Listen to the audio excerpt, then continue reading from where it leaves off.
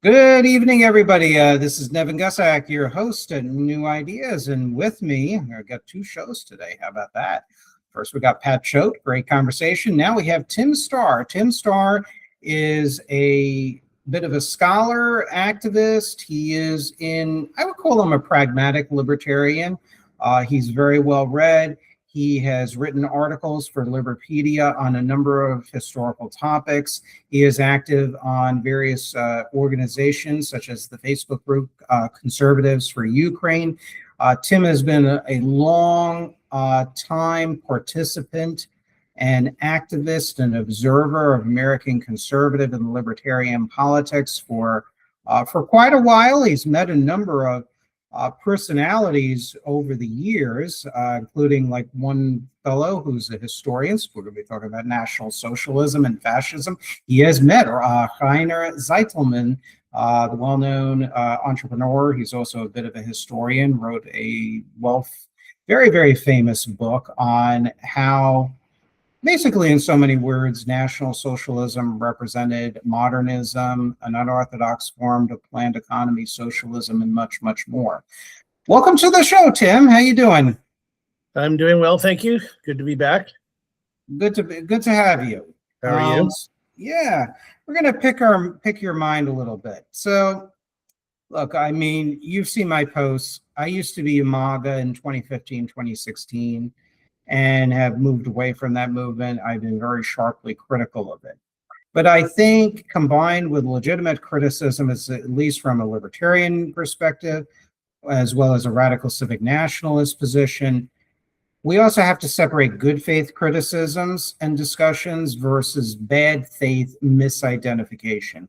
And one of the things that I see over and over again, all over social media, in YouTube, podcasts, is the view that MAGA and Trump is the same thing as, or is in reality, Nazism or National Socialism and Fascism.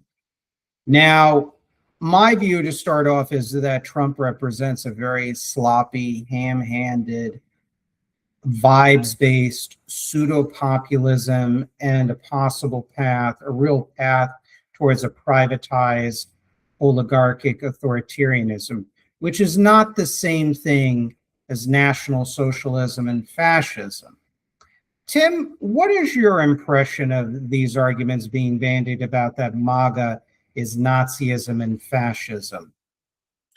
Well, the thing that reminds me of the most is an analogy to a line from the computer animated movie The Incredibles about how the villain in that wants to make everybody super, everybody special. And the line is that if everybody is special, then no one is.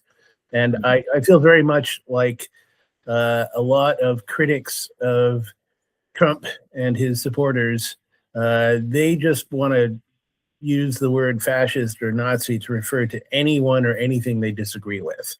And I just think that, casts too wide a net. It tars everybody with the wrong brush. It's inaccurate, and I think there are plenty of perfectly accurate criticisms that can be legitimately made, of both Trump and his opponents. And I think it would be much better and more productive if we were to focus on those. So that's why I really liked your proposal that we try to lay out a baseline for what fascism and Nazism really are, so that we can understand the differences between those and what we're really facing, in America today. One of the areas that you and I have studied deeply about fascism and National Socialism is not only their rhetoric, but also their economic policies. Now, Trump's turbocharged deregulation, tax cuts for the super wealthy, whatnot, it's not National Socialism or fascism. Yeah, right. Let me read a statement here and let's do a little walk down memory lane. There was a report issued by the OVRA, which was the Italian secret police and intelligence agency under Mussolini. And they wrote a report early back. So let's see. I'm just trying to search this on some notes that I have. And they issued a report dated from 1931. It said that while the possessing and capitalist classes had welcomed the advent of fascism and the Duce as the savior of order in society and the defender of Italy against Bolshevism, now the situation had altered. The Duce is today more popular among the working classes than amongst the capitalist bourgeoisie.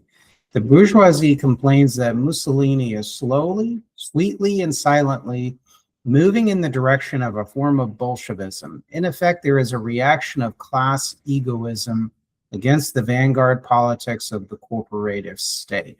And that was cited in A. James Gregor's book. It's a very well-known book, a very well-known historian of fascism. And the book, of course, is The Ideology of Fascism, and it's pages 302, 303. Do you have any comments about that, Tim? Does that sound like MAGA, Trump, tax cuts for the rich, deregulation for the rich, social Darwinism for the poor? Yeah, certainly not. And I occasionally go through a similar exercise when I encounter debates online with people who want to claim that Nazis or fascists were capitalist, and I go, okay, and this time, the latest time I did this is I basically framed it in terms of queries for Grok on X. And so one of them was, okay, were the Nazis in favor of total laissez-faire free trade? Well, of course not. They absolutely were not. They were for completely controlled trade, right? I'm sorry, I'm laughing. I'm sorry. Yes, precisely. Yeah, it's absurd, but they don't even think about this. The next question was, okay, were they for the abolition of central banking? No, absolutely not. They were very heavily reliant upon central banking to rig their economy and control it in all kinds of ways.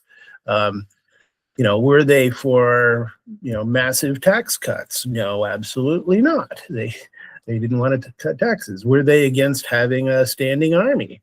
No, they absolutely were not against having a standing army. They were for having the biggest possible army that they could afford in peacetime, much less in wartime when it only got bigger. I went through this exercise for a bunch of things. Were they in favor of, the absolute sanctity of private property? No, they stole private property from all sorts of people. The Nazis started out going after the property of Jews, but then every country they invaded, they basically tried to steal everything they possibly could. Especially the gold that was being held in the central banks of those countries, like Czechoslovakia. They tried to steal the gold from Poland. Poland managed to get it out in time, so they couldn't get it. France got theirs out also, but not every country was so lucky. So just if you go through, the classic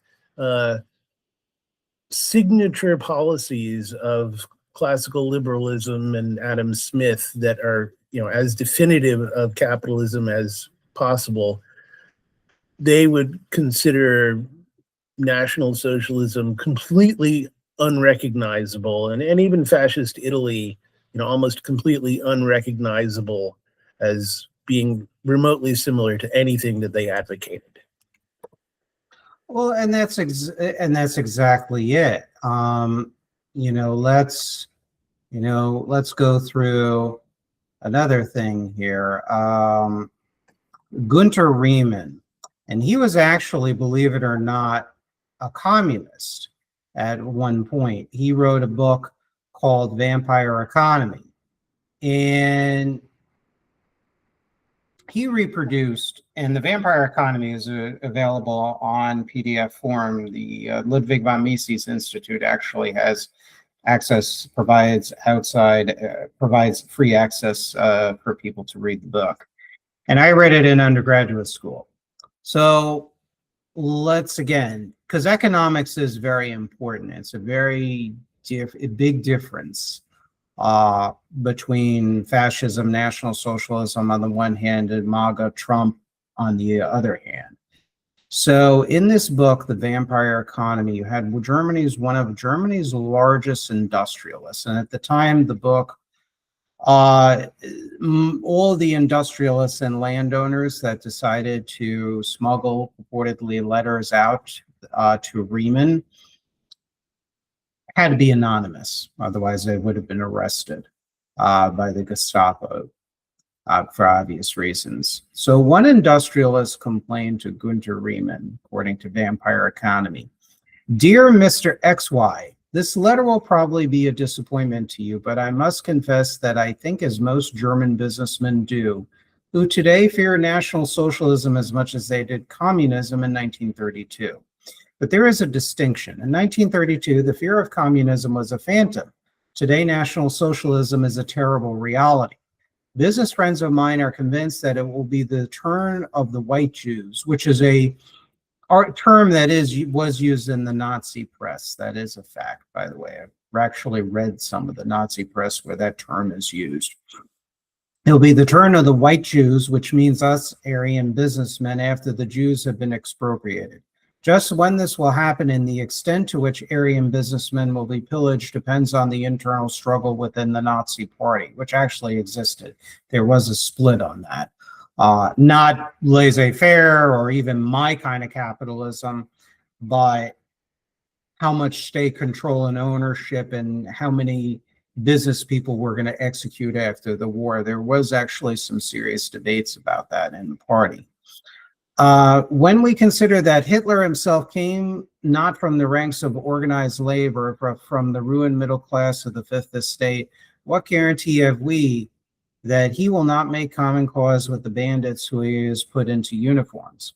The difference between this and the Russian system is much less than you think, despite the fact that officially we are still independent businessmen. You have no idea how far state control goes and how much power the Nazi representatives have over our work.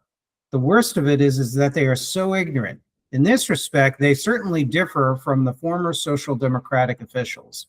These Nazi radicals think nothing except distributing the wealth. Some businessmen have even started studying Marxist theories so that they will have a better understanding of the present economic system. How can we possibly manage a firm according to the business principles if it is impossible to make any predictions as to the prices at which goods are to be bought and sold? We are completely dependent on arbitrary government decisions concerning quantity, quality, and prices for foreign raw materials. There are so many different economic agreements with foreign countries, not to mention methods of payment, that no one can possibly understand them all. Nevertheless, government representatives are permanently at work in our offices examining costs of production, profits, tax bills, etc. There is no elasticity of prices sorely needed, though it be by businessmen. While state representatives are busily engaged in investigating and interfering, our agents and salesmen are handicapped because they never know whether or not a sale at a higher price will mean denunciation as a, quote, profiteer or a saboteur, followed by a prison sentence. You cannot imagine how taxation has increased, yet everyone is afraid to complain about it. The new state loans are nothing but confiscation of private property because no one believes that the government will ever make repayment, nor even pay interest after the first few years. Compared with these new state loans, the bonds issued during the World War, meaning World War I, were gilt-edged investments. We businessmen still make sufficient profits, sometimes even large profits, but we never know how much we are going to be able to keep. There are terrible times coming. You can imagine how I feel when I think that I am going to have to go through this terrible debacle. If only I had succeeded in smuggling out $10,000 or even $5,000, I would leave Germany with my family. A landowner, a Junker landowner, was quoted as in the same book as saying, "I want to invest my liquid funds in a way which is safe, where they can't be touched by the state or the party. In the old days, I always refused to speculate, to buy stocks. Now I would not mind. However, I would like to I would like best to buy a farm in Southwest Africa, which was, I think that was actually a British colony back then. It used to be a German colony. Perhaps my next crop will be a failure and I will be blamed or accused of sabotage and replaced in the management of my estates by a party administrator. I want to be prepared for such a contingency and have a place to go should the party decide to take away my property. And there's a lot of other testimonies I can read here. But Tim, does that sound like MAGA Trump? Almost completely no. I think there's a slight strain that has some overlap, but I think it's definitely a very small minority faction, unfortunately a noisy one, but a very much a minority faction of the movement. And we certainly haven't seen any policies approaching that. That confiscation of property is not something that's been happening. I think there's been some government investments in industries that have been happening. And I think some of those have been more questionable than others. But that's completely different from, confiscating people's private property. That's just not something that has been on the table anywhere that I've seen. Exactly. Now, and that's very important. I mean, yes, I personally, I don't trust this current administration, even though I agree with industrial policy. My impression is it's been very inconsistent. Hazard, yeah. Maybe before, sorry to interrupt, but you also reminded me of something about talking about, I'd never heard the term about white Jews being a phrase that the Nazis used before. What it did remind me of is the term the Nazis used for the Swiss. They called them mountain Jews. And I think this goes to belie the whole theory that there was some sort of widespread sense of racial solidarity between the Nazis and all other quote unquote white peoples in the world. There absolutely was not. They were perfectly happy to go after anybody they thought it would be helpful to them, and they definitely had long-term plans to conquer and invade Switzerland so they could steal all the gold that was being held in the banks there. And that's why they're called the Swiss Mountain Jews. And they had the same views for Britain too, as well. Yep. They views the Britain as paradoxically, they admired the British Empire, their naval strength, their obviously the British peoples as a race, but paradoxically, they viewed their values and social structure as basically emblematic of plutocratic capitalism of a degenerate form that was infused with Jewish Protestant social Darwinist views too as well. And look, a lot of these movements, they'll take grains of truth, legitimate criticisms, and what they do is they amp it up and lard it up with so much prejudice and hate. And when they actually implement it in a system, what they do is it becomes genocide, war, militarism, totalitarianism, and just incredible amounts of corruption and theft and everything else. And it brings out the worst in people, particularly in the leadership. There's a very good Italo Balbo gave a very good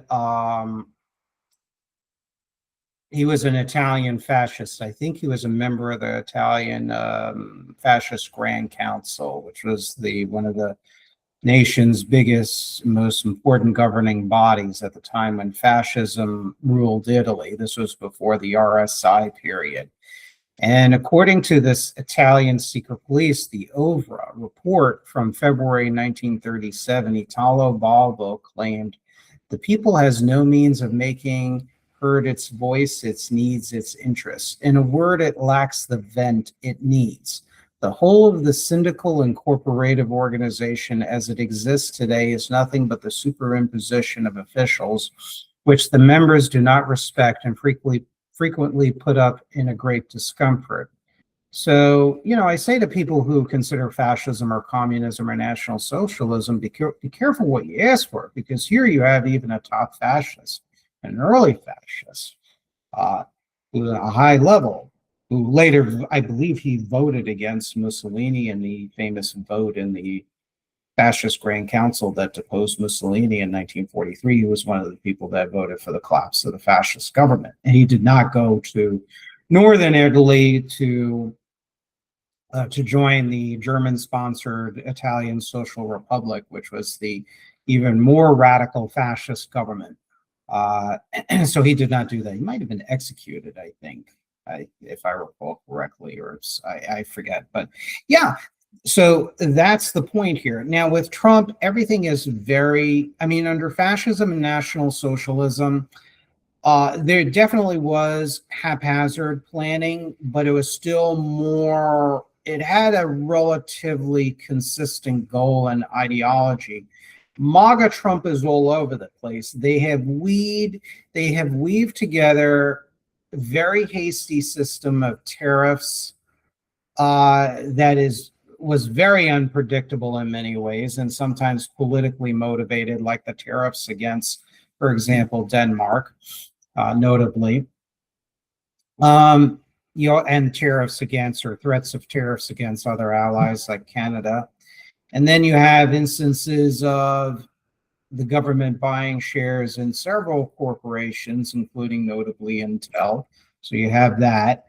And then you have, on the other hand, a number of Reaganomics type proposals of massive deregulation and tax cuts in the big beautiful bill that tended to favor large corporations and crypto and other more financialized industries and whatnot, which is never associated with industrial policy. So there's no real consistent plan moving forward. I mean, I'm of the belief, not to get into the weeds, that you can actually leverage tax cuts, and I called for conditional tax cuts as long as it's matched with industrial policy and incentivized against business practices like stock buybacks, private equity, what used to be called leverage buyouts, etc.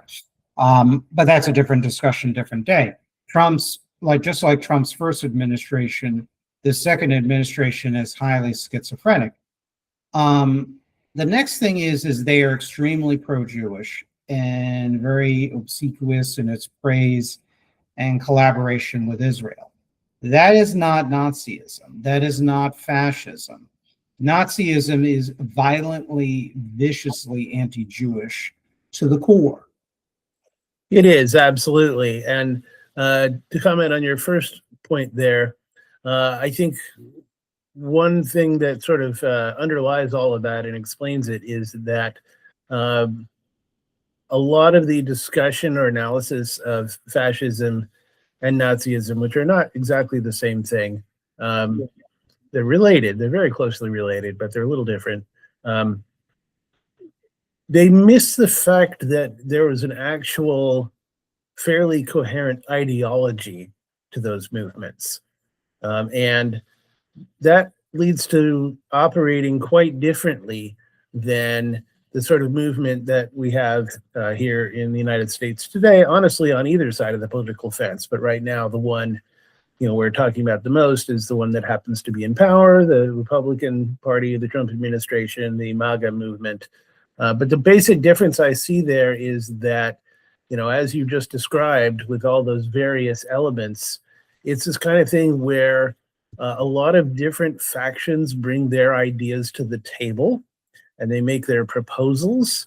And then there's sort of a buffet menu selection process that happens. The administration decides which of those proposals it's going to accept and which of them it's not going to. And it's not a foregone conclusion which of any of those proposals are most likely to win out at the end of that process. But with fascism, you have a coherent ideology, and it's a lot more constrained in terms of what types of proposals are going to be accepted and what ones are not. Sometimes there are compromises that are made, but they are very clearly compromises where the ideology has been either sacrificed or temporarily deprioritized for the sake of something else. But for instance, as you were just saying, floating a proposal that, from now on, there will be no more confiscations of Jewish-owned properties in Nazi Germany is just something that was never, ever going to happen, right? Very much the opposite. And even though the Italian fascists didn't start out as being anti-Semitic, certainly when it came time for, pressure from Germany, they were happy to cave in that direction. Eventually, to some extent. So, these things conflicted with the fundamental fascist ideology, and that was really the umbrella concept that ruled everything else. And that's just not something that I see us as really having here in the United States today. Yeah, correct. I mean, in the United States, are there neo-Nazi and neo-fascist movements? Absolutely. Now, you mentioned, I wanted to dial back to an earlier point that you made there, the noisy, a sort of noisy faction of the MAGA movement, and even they are disillusioned with Trump for some of the same reasons that I was in 2017 and afterwards, but for different purposes.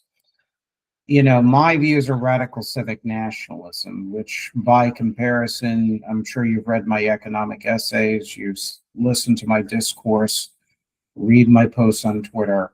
It is comparative libertarian compared to National Socialism and fascism. That goes without question. I mean, that's it. I shouldn't even have to say it, but I will. Right. But when you look at what movements within the MAGA coalition that used to be MAGA, that are angry with MAGA, individuals like Nick Fuentes of America First. Let's take him, for example. We're going to pick on Nick. Okay?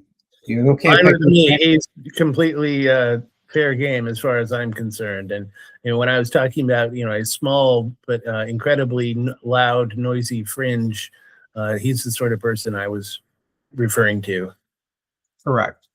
So when you look at Nick Fuentes, I'll give you an example, and I saw this on Twitter, and I think this would probably make your eyes kind of bug out here. So let me find this.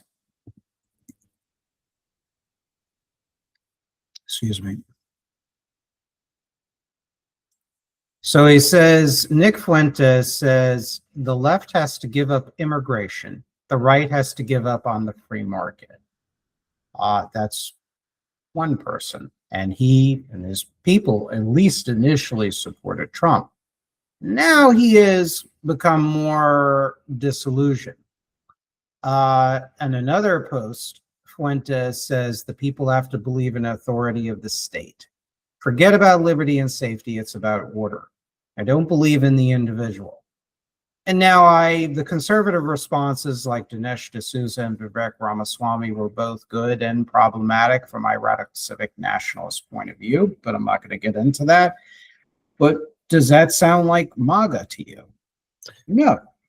Yeah, overall, no. I mean, certainly none of the more mainstream people that I hear from or even talk to, a few people personally, they all care about public safety. Even the ones that think that our trade needs to be rebalanced, and I would agree with that to some extent, and I just quibble about the best way to accomplish that.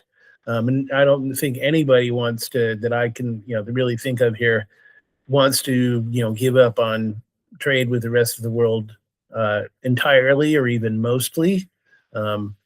We all think it needs to be fixed, not abandoned. And saying that we should give up on individualism entirely, again, I think is basically a complete non-starter. We have some competing theories about the best types of individualism that we should have and encourage, but I don't think there's anybody, honestly, on either side of the political spectrum in the mainstream, really, that maybe the new mayor of New York City might disagree with me here some, but I don't think anybody's really out to abolish individualism. I remember watching Dr. Zhivago for the first time, and it's portraying the Russian Revolution, and one of the main characters in there is an ardent Bolshevik who is fighting in the Civil War, and he keeps running around saying, individualism is dead in Russia now, or something like Strelnikov. that. Yeah. Strelnikov, yeah. Strelnikov, yes, I couldn't think of the character's name. It's been so long since I've seen the movie, but that really struck me at the time.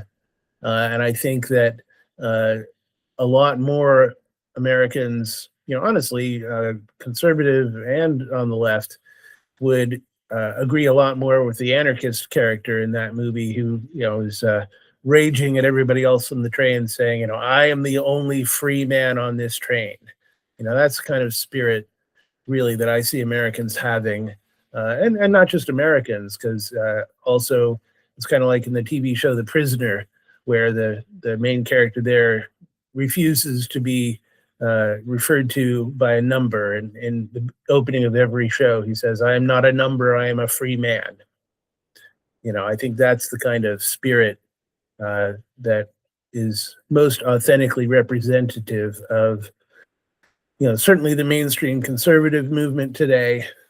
Now, I think people like Fuentes are out there essentially to provide a foil to try and make it look otherwise than that, and to stir up trouble and grievance and dissatisfaction and muddy the waters. Yeah, and that's the thing.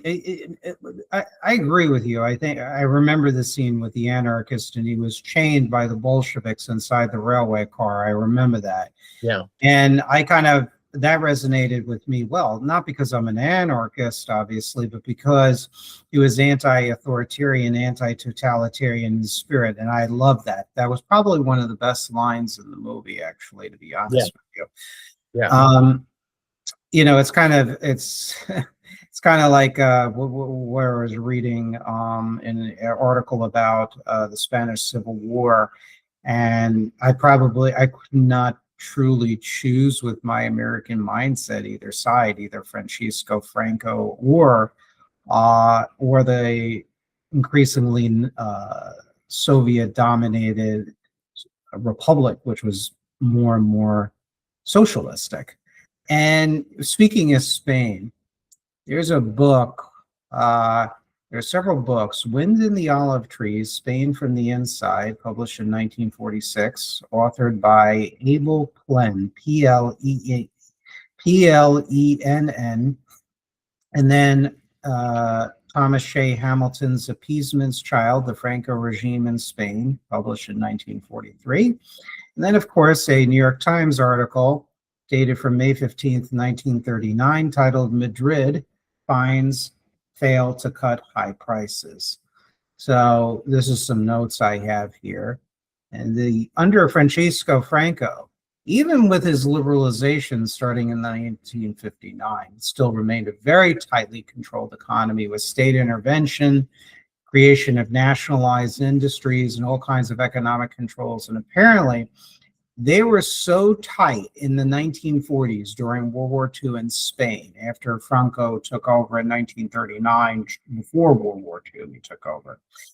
And after he took over, the controls and state interventions over the Spanish economy was so tight, they prompted numerous businessmen to complain that, quote, the Falange, which was the ruling party of Spain at the time, the Falange is redder than the Republic. And the businessmen who violated state decrees were imprisoned, sentenced to forced labor, and heavily fined.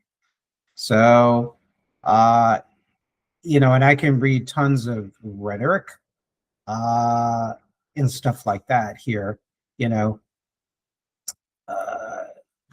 I could just read tons of stuff here, quotes, and you would scratch your head and saying, Nevin, are you reading something that's very far left? Of course, they believed in class collaboration, but they hated liberal capitalism.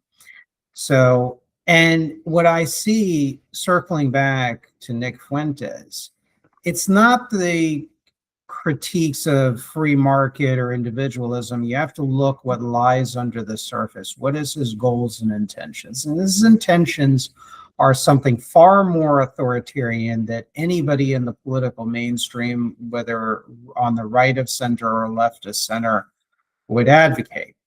It's clearly there's a totalitarian bite with his belief system.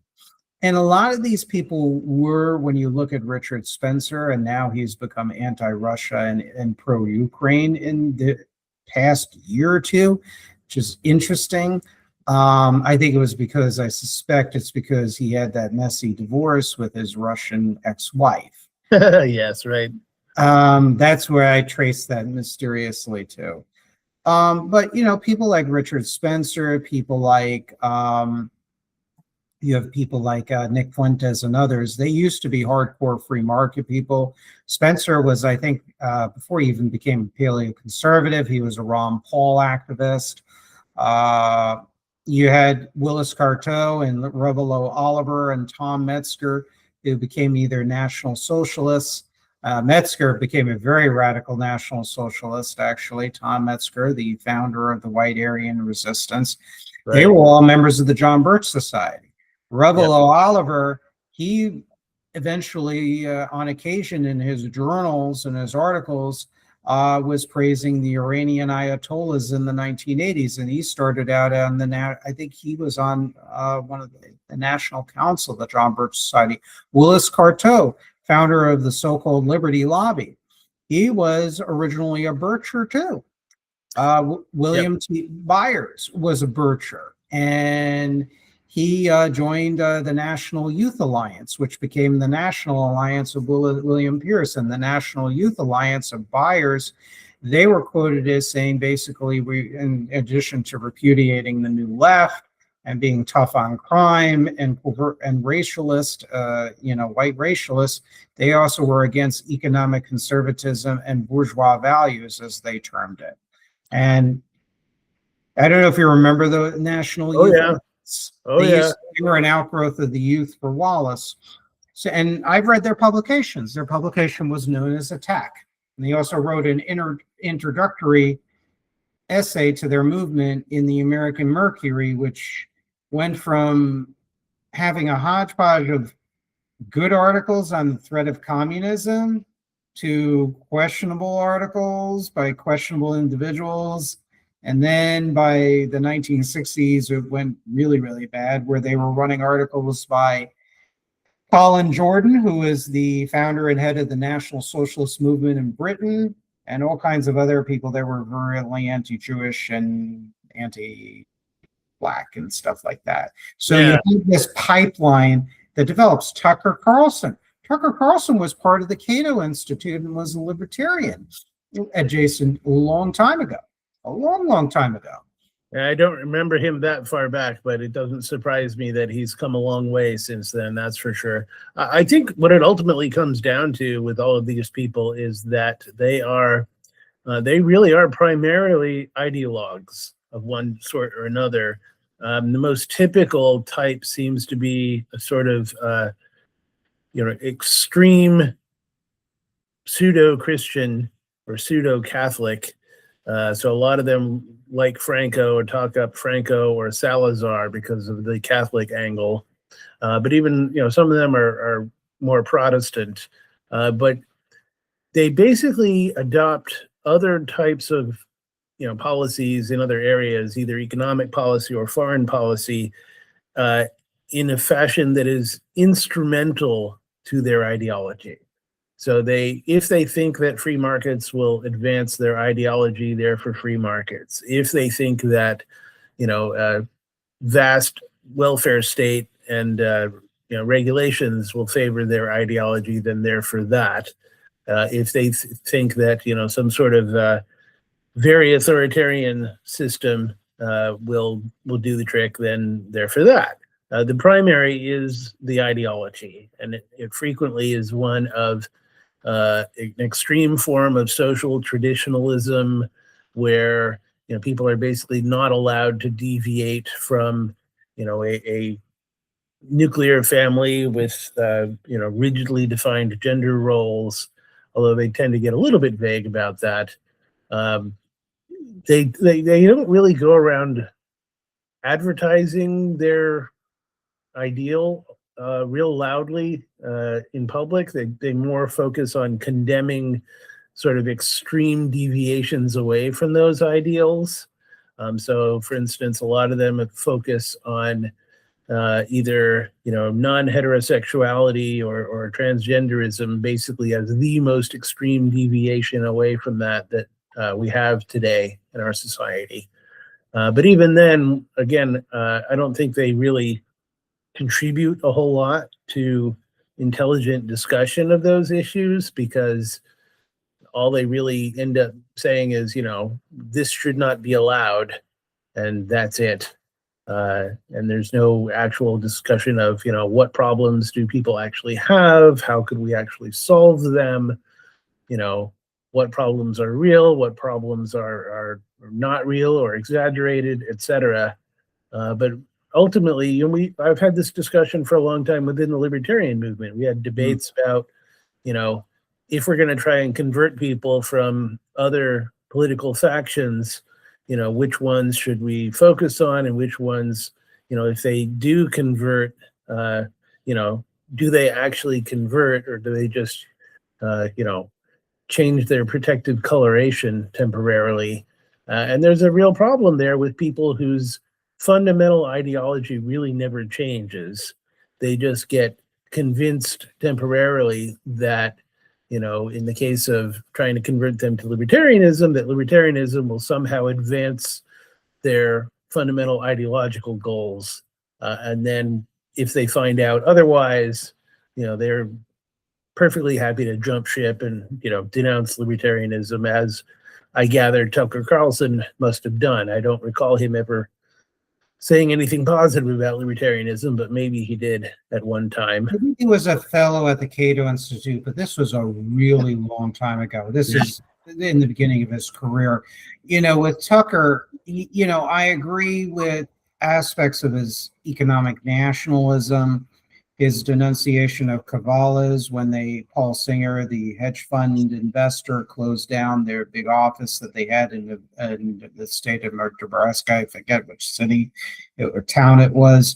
So it's like, I get that, and I understand those conservative Inc. kind of supported policies of that kind of financialization and extreme globalization is very disillusioning when you see it doesn't create conservative goals or conservative outcomes. I think you have a number of those people becoming disillusioned with that. The problem is, it's kind of like Star Wars trilogy. You get tempted by the dark side of the Force. Yep. It's like, unlike a lot of our colleagues, there are colleagues of ours in the anti-communist movement that we know, interview, and talk with.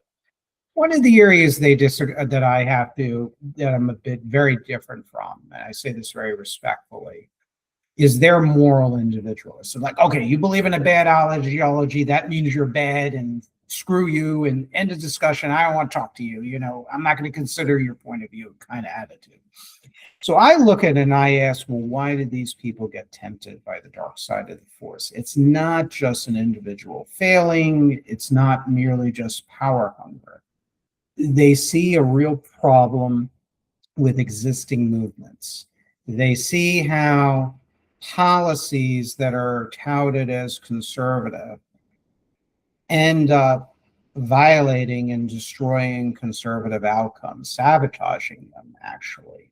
And then when you peel the layer away, those conservative outcomes are really not important. It's more about increasing quarterly profits for shareholders, for companies that often fund your podcast or advertise or provide other forms of donations or revenue for you, or you just believe in this sort of extreme form of inequality between peoples that tends to disdain working people, or just say, well, just go move.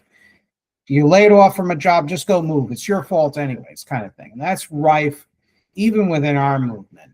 And I have to be honest, and Oh yeah, it's bad. Even within we've talked about this privately about Yeah. certain individuals where they write things, and I just like, oh my God, if a communist is reading this, and this person in particular, we know the Russians follow this individual. I'm like, oh my God, damn. So that's the problem. So then people get tempted by the dark side because they think, oh, authoritarianism, it gives me a sense of meaning. Oh, those supermarkets in Russia look great, and the prices are low, and America's a shithole with stinky subways and lots of homeless people. And oh, let's go to Russia. Oh, the supermarket, the food, oh my God, in Moscow is great. It's wonderful, blah, blah, blah. Or China, the same thing. There are parts of that element of the right. I don't like using the term woke right because it doesn't really address the peculiarities within the so-called woke right. I think there are different strands of that right. And they get tempted by the dark side. They don't have, I guess, I don't want to say the discipline because I don't want to sound contemptuous, but they don't have the discipline. Like I got very disillusioned with Reaganomics and that type of economic view with fusionist conservatism. And I'm very sharply critical of it. Now, I like conservative goals, as we all understand it. We don't have any dispute about that. They're not bad. But I just feel that their policies and action and their rhetoric undermines those various goals and outcomes of conservatism when you look at the reality and the lived experience. But what I read to you, that over report by Italo Balbo, pierces through the myth of totalitarianism.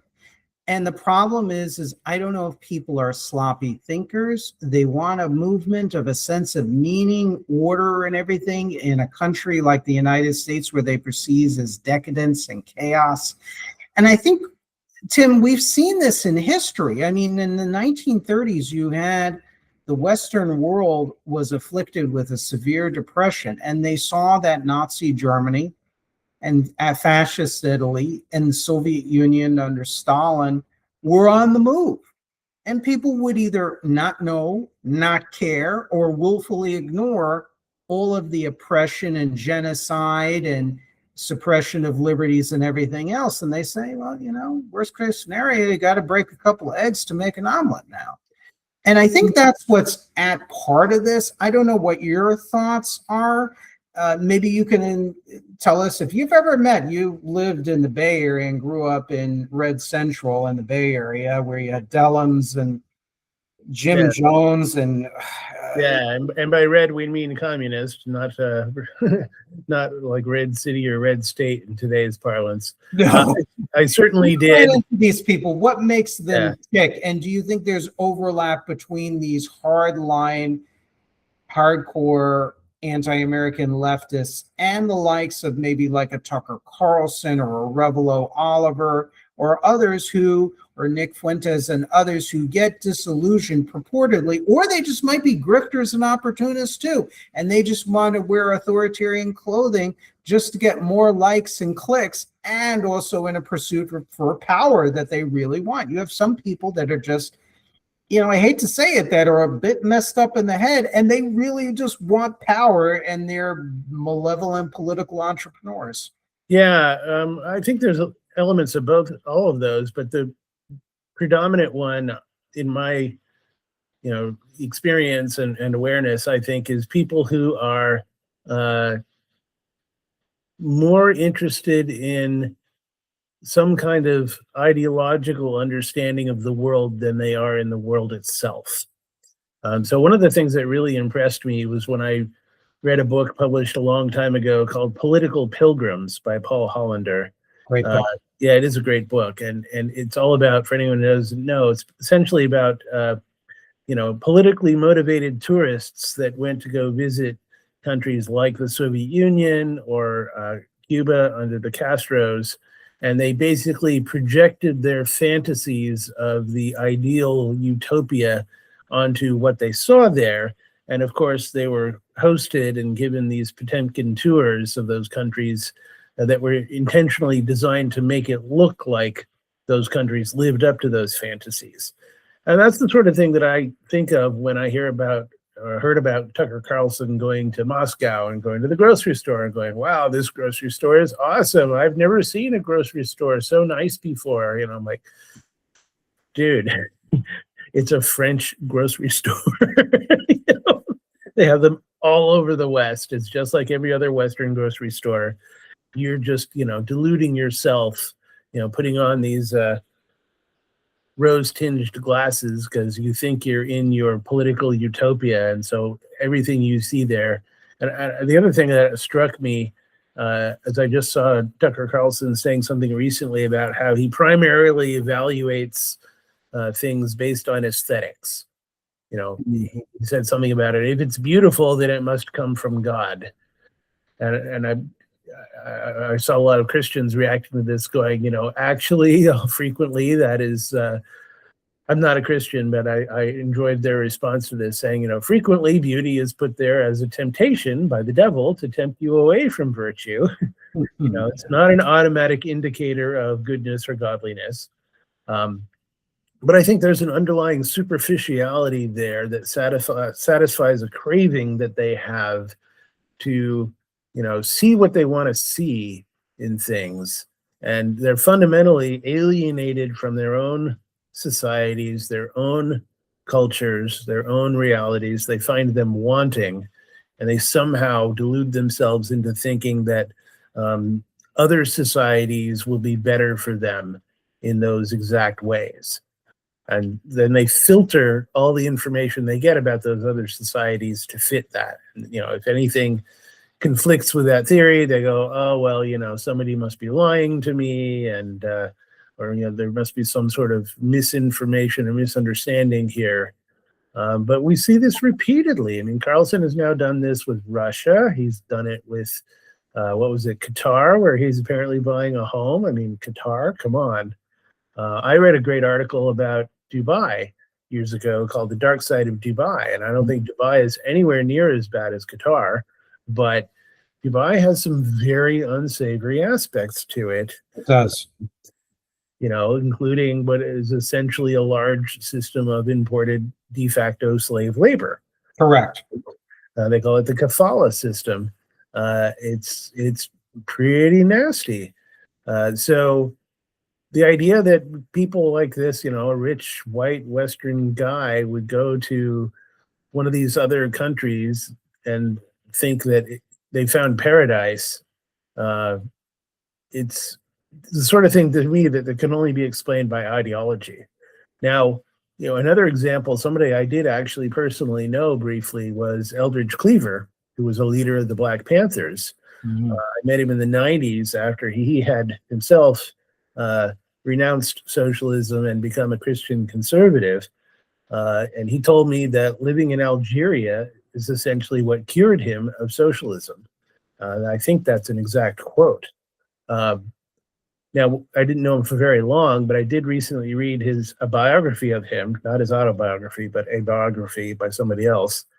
And, you know, I think he was very much similar in that respect for a long time, that, you know, he had this profound alienation from the society that he was born into and he grew up in. He's a Black man from the segregated South, and it sucked to be him in those conditions. It really did. You know, he and his family had an awful life in a lot of ways because of that.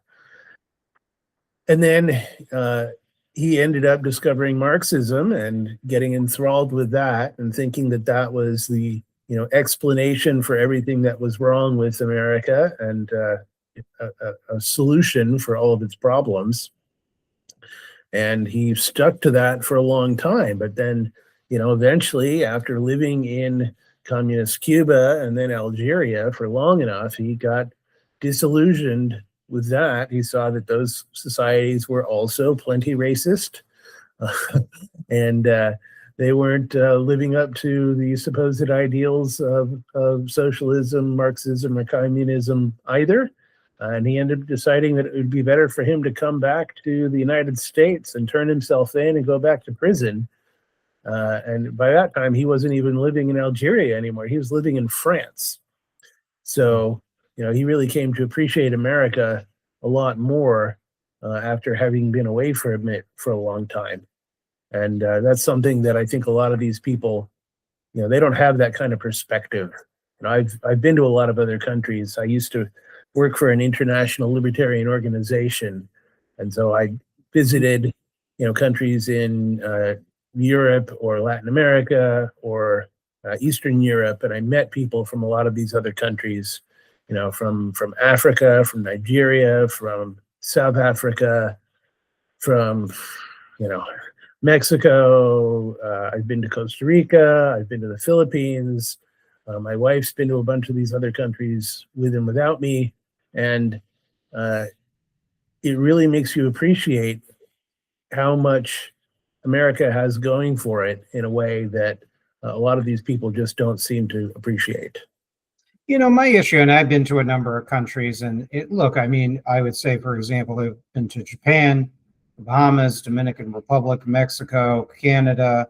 Did I say Japan? Yes, Japan, Spain, Colombia, Israel. I've been to a bunch of countries and still going to travel to different countries. I will say the food is fresher and better quality in those countries than the United States. They have strict laws that prevent all the crap and preservatives and God knows what else to put in their food. The subways are clean. Japan reminded me of, frankly, Lower New York and New Jersey when I was first born in 1974. It's just industry all over the place.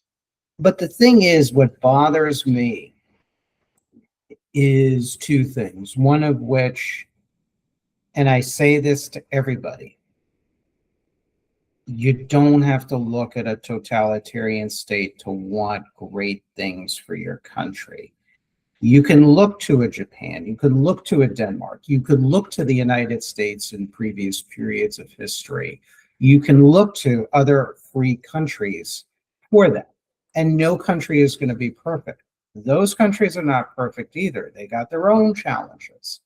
We got our many challenges ourselves. A lot of it self-inflicted. So right. My response is, don't look to a totalitarian state. Don't look to Russia. Don't look to China.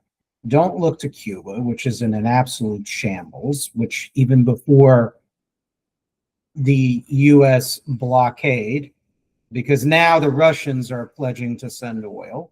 China is pledging to send aid within its capabilities. I heard a report that Venezuela was loading a tanker, but I don't know how true that is or what the full story is. And Mexico is looking to ship products to Cuba through intermediaries. There's a lot of conflicting reports about these issues. But the point is you don't look to Cuba for an example for medical care or free education or free medical care. You look to free countries and free systems where you're not treated like a slave for models for improving your own country. And that's one of my biggest objections to Tucker Carlson in this way. There are others on the MAGA right that are deeply troubling. Steve Bannon, for example, is another troubling and disappointing character. Now, he bills himself as a populist. I call myself a structural populist because I believe in structural reforms. My stuff, if I ever became a congressman or a senator, which won't happen, I don't think, but I would be very boring. I would be as boring as hell. Maybe I'd be on the campaign stuff. I get kind of worked up and stuff like that, sure. But I'd be kind of boring and non-performative. I just look for the good policies, see if they help people, all the rest of it, make sure it's within even somewhat the American and constitutional tradition, blah, blah, blah, and go from there. But Steve Bannon was very vibes-based. He backed candidates like Eric Prince of Blackwater. He tried to get him to run for Senate, and Judge Roy Moore and everything else. And they were not populist, not economic populists at all. Furthest thing from it, especially Eric Prince. Bannon also was anti-Putin initially, called Russia an imperialist kleptocracy, viewed as an aggressive power at one time, believe it or not. Then he shifted. He shifted more towards very anti-Ukraine and very apologetic towards Russia.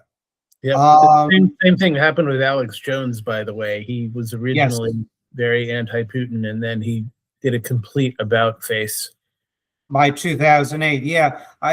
There was some videos by Right Wing Watch, which actually has video clips where Alex Jones was sounding like Trevor Loudon and Jeff Nyquist, who are some of the best, to give both of them credit, some of the best geopolitical analysts when it comes to the threat of Russia and China. They are trailblazers in that area.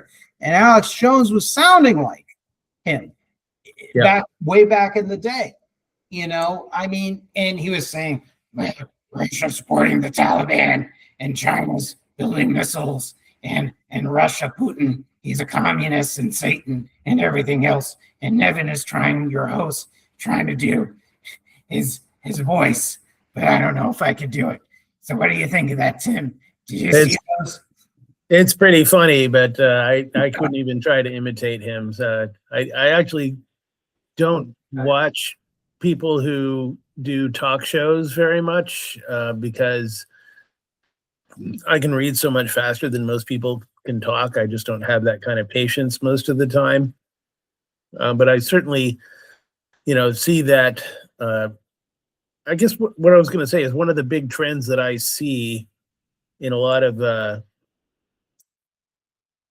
people like this who, end up talking up America's enemies and bashing America like this and advocating, some kind of extremely authoritarian reforms here in America, is that a lot of them tend to be people who, either talk for a living or they engage in some other kind of, occupation that produces intangible results, whether they be in entertainment or news media or opinion commentary. They don't deal with empirical reality a whole lot directly, Exactly. And so there's this sort of insulation or immunization they have against empirical evidence. They don't really experience it. It's not really a part of their life. I'm reminded of way back when President Bush was running for president the first time, the first President Bush, and he went to a supermarket and he had never been through the new fancy checkouts where you had to use an ATM card. And he was kind of mystified by that. And everyone was pointing out how, completely out of touch he had to be in order to never have done that before. And that's perfectly accurate. But I get the feeling that a lot of these people are like that in all kinds of ways too. For instance, speaking of Cuba, there are people that I went to high school with who are now working for the U.S. Foreign Service in Cuba at the embassy in Havana.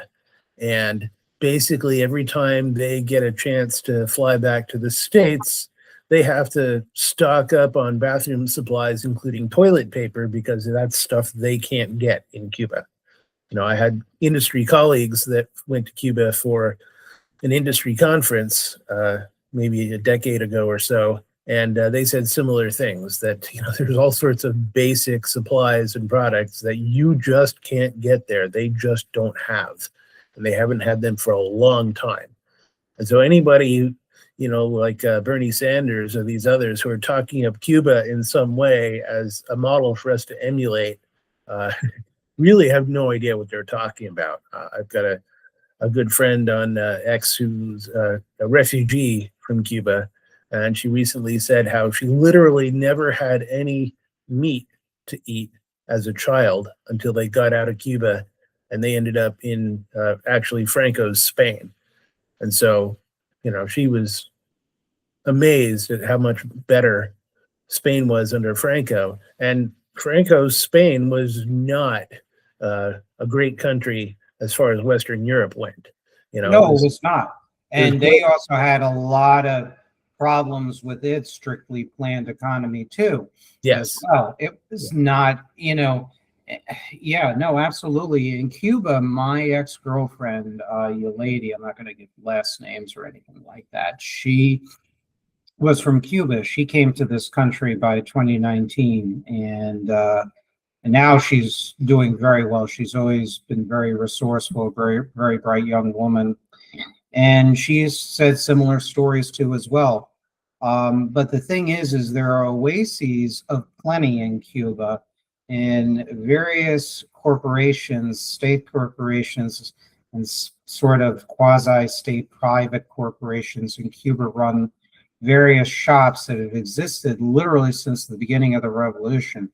And Cubalse, Cubalse, was one such now defunct corporation. Others are Gaesa, I believe, Gaesa, and other military-related companies. And these various corporations that are arms of the state or private companies, quote unquote, in Cuba, they ran these stores and they administer these stores and they import everything. I mean, this notion, I don't want to go in the weeds, but I mean, I wrote a very long, very tiresome thing because nothing triggers me more than say, well, Cuba is blockaded and the people are starving because Cuba is a blockade. No, Cuba's traded with the United States almost as long as I've been alive through overseas subsidiaries of American corporations, which was permitted by the United States in 1975.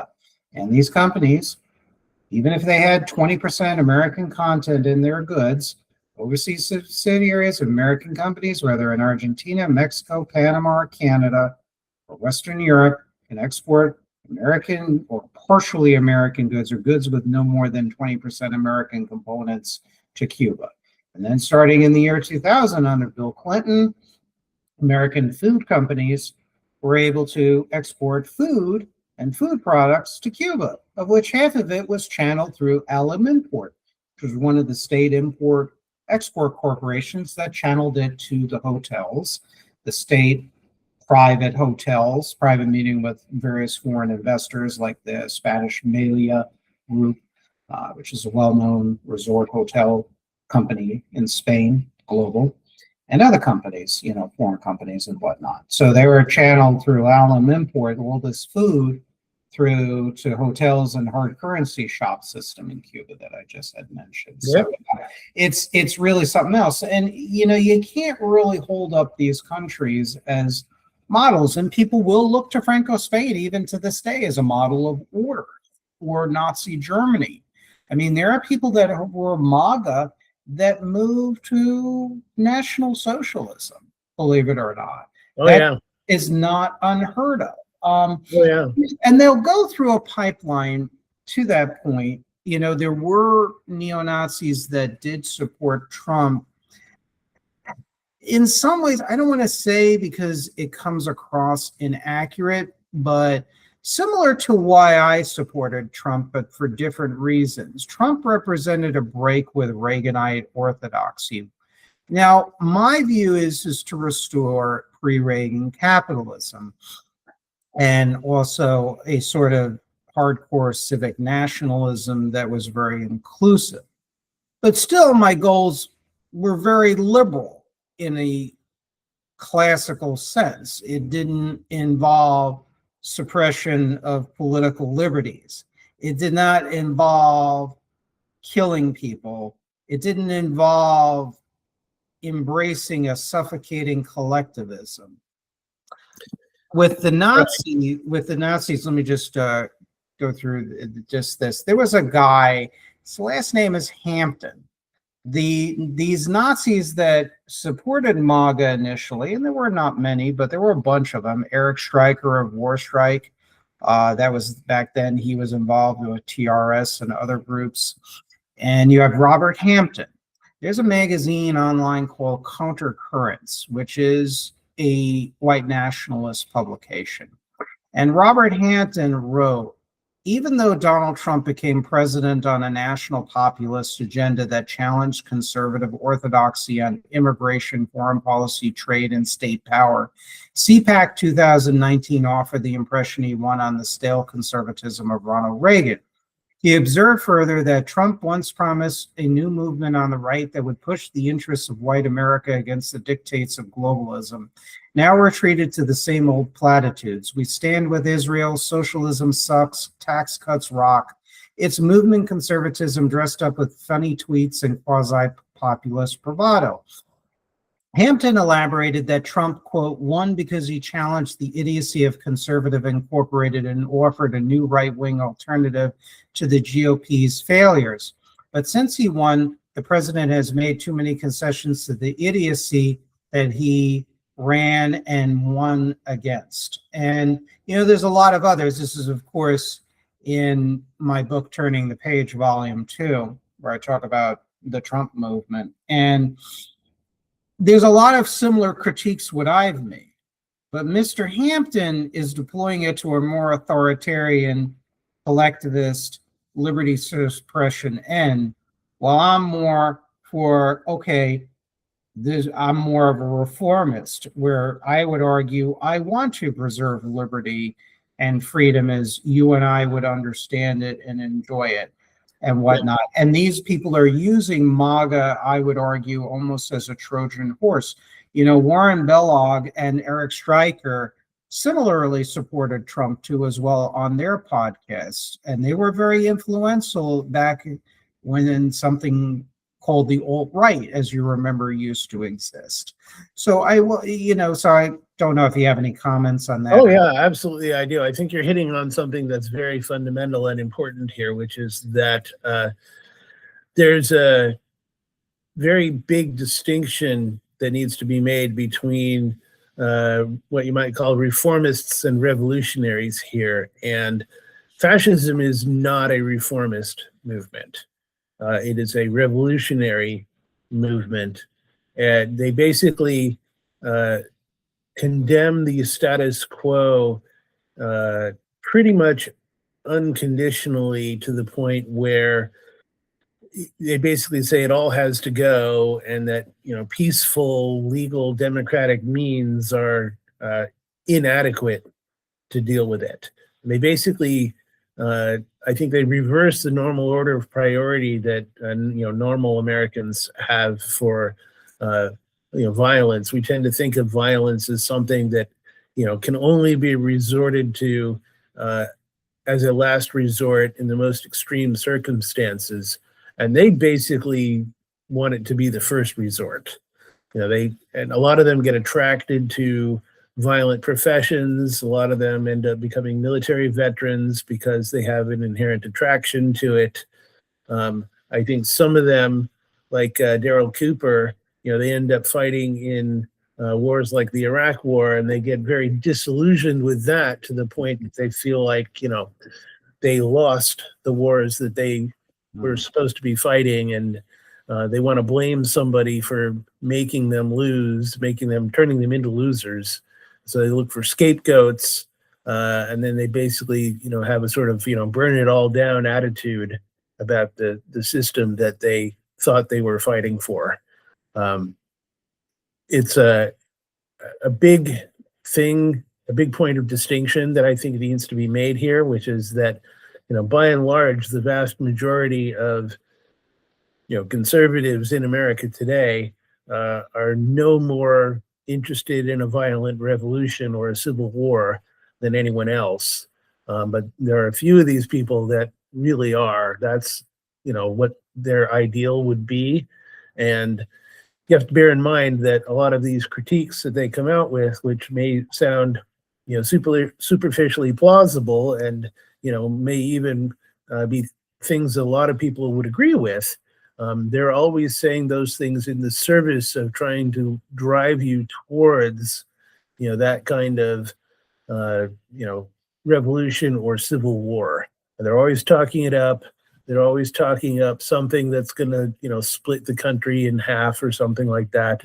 And that's what they keep pushing for. And that's the purpose of my project, between my podcast, eventually my in real life group, some work I do with Pat Choate and others, maybe some years down the road in a conference that we may have, different things, is precisely to prevent all this. Because what happens is that they leverage a lot of good points. If you've ever talked to a person who literally believes in totalitarianism, and I actually have, believe it or not, several people, and they often have a very accurate diagnosis of real world problems in the United States. They, in a very uncanny way. The problem is they leverage the diagnosis for a totalitarian end, that the grass is not going to be greener on the other side. And that's where I just kind of quietly in my own mind push back. They know my views. I make no secret of my views, where I stand. A bunch of them subscribe to my publication, Tim. I swear to God, I don't know why, but God bless, but one particular fellow who's a well-known, neo-fascist type, his people subscribe to Wilderness of Mirrors. I don't understand why, but maybe I can convert them, maybe quietly, to my radical civic nationalism. That'll be nice, but I also write very unusually for an anti-totalitarian. I do recognize legitimate grievances, and I deploy something. It's a term that I've coined recently. It's called strategic empathy. It's not suicidal in the sense that I'm blind to these people and to their intentions, but we have to do a much better job. I'm not saying you or I, but people in our camp, and frankly, in the Trump administration, and this is another thing I gotta voice, is the National Security Memorandum, NSPN 7. Look, anti-capitalist groups that have ties with foreign powers, or groups like Atomwaffen and other organizations, they need to be surveilled in public interest just to make sure they don't commit violent crimes, espionage. Look, I believe in political liberties for groups that I don't agree with, and speech that is frankly disgusting. But there is also a national security side. So that sense, they need to be surveilled strictly in the public interest. There also needs to be congressional investigations and hearings, FDR and Reagan style fireside chats and document dumps, where every week we talk about these connections and everything. People like James Falk, Trevor Loudon, they do a fantastic job. Then you do, I do, many people do, Jeff Nyquist, etc. Yep. But then there also has to be, how can we outflank these people? How can we starve them of the oxygen needed for recruitment? Because let me tell you, I went to one political event by a candidate very recently, was running in the Republican primary in one of the political races down here. And yeah, at that event, a lot of good people, a lot of young people, but there were some people that were virulently anti-Jewish. I could just tell. And there were people there that I can just tell physically that they were possibly into neo-fascism or NS. And NS and National Socialism will kind of burrow itself in conservative or paleo-conservative movements in order to basically achieve a National Socialist state. Liberty Lobby was one such group. Former Congressman Larry McDonald stated that Liberty Lobby was using the cloak of populism to bring about National Socialism in the United States. Okay, there was a case where I think it was Joseph Goebbels, who wrote in edition of the Nazi theoretical journal National Sozialistische Monat Schaffte, which was one of their theoretical journals. And he supported, because it was somewhat controversial within the Nazi movement, if I recall, the so-called Harzburg Front, or Harzburg Front, which was an alliance between the conservatives and the National Socialists to bring down, I think, one of the provincial governments in Germany, if you will, and to also unseat the liberal and center-left parties. Is very interesting. So yeah, I'll read you the quote. It's really interesting. This was written in the one of the 1930 editions of Nationalsozialistische Monatshefte. There can be absolutely no doubt that a deep ideological chasm yawns between us and them, a fact that needs to be pointed out all the more clearly the more often we are compelled to form alliances with bourgeois forces in order to attain our tactical goals. They are captives of their own bourgeois mindset. So there has to be a lot of education on these strategies of National Socialist and neo-fascist groups. These are smart tactics they are using. But lastly, and most importantly, you got to outflank these people. You got to have, from my position of radical civic nationalism, some very profound social and economic reforms. And one of my slogans is, we're in this together, but if I were ever also to run for office, I would say it's not your fault. There were a lot of people in the anti-communist movement and conservative movements, even libertarian circles, corporate Democrats, even like Stephen Bennell, Destiny, Matt Iglesias. They say everything is just your individual failure. And when you have a situation where an economy is incentivized towards short-term gain, when you have a movement that is basically believes in social Darwinism, that workers are you just lazy, you're on drugs all the time. Oh, immigrants are harder workers than Americans, and many immigrants are, because Americans are just lazy and they're all drugged out and they're entitled and everything else. That is very rife. I have seen it up close and personal in the conservative movement and in the Florida Republican Party. People like Tom Paterno and others. When I screened Death by China some years ago, I think in 2012 or 2013 or 14, I forget, I'd have to look it up. We had Frederick Kwan, Alan Ward, Tom Paterno, and others. Tom Paterno was a local official in Jupiter, self-made business person from Pennsylvania. They gave voice to these views, sometimes rather cruel, not crude, but cruel. And this is recruiting lighter fluid on the grill of radical anti-capitalist politics. They seized this up. I knew a communist, my friend Kenny, who was told in one meeting of the PCUSA that the propaganda writes itself. Just use these people, use the Ben Shapiros, the others, a few names I've mentioned privately, just show them what they write, what they broadcast on the podcast. It implicitly says, see, the right wing doesn't care about you. Capitalism doesn't care about you. You're disposable. You're garbage. You're just a number in the machine. And the rhetoric historically by some of the figures, and I could read them to you in the group, I mentioned it in my papers, just gives credence to that. It basically confirms their viewpoint. And that's where we need to ask the tough questions from what ChatGPT, which you got me addicted to, jerk, said you got to look at it as a counterinsurgency view. It's a combination of exposure, selective, I don't want to say repression, but surveillance, exposure, keeping an eye on them, and also really addressing the grievances through public policies, with the extra caveat that you don't become the other side.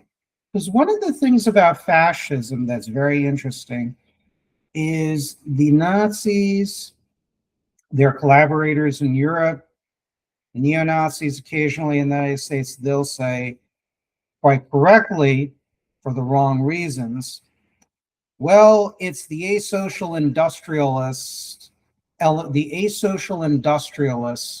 as Gunther D. Alcuin said in a 1937 edition of Der Schwarze Korps, which was the SS newspaper. And he said, in essence, that it was the asocial elements and the industrialists in Germany that pushed the German workers towards embracing the German Communist Party, the KPD. and the working conditions and everything else. And they drummed up that rhetoric and whatnot. And what they do is they leverage that observation and leverage it for their own totalitarian ends, essentially. It's like what Jimmy from Brooklyn, he said to me over the phone.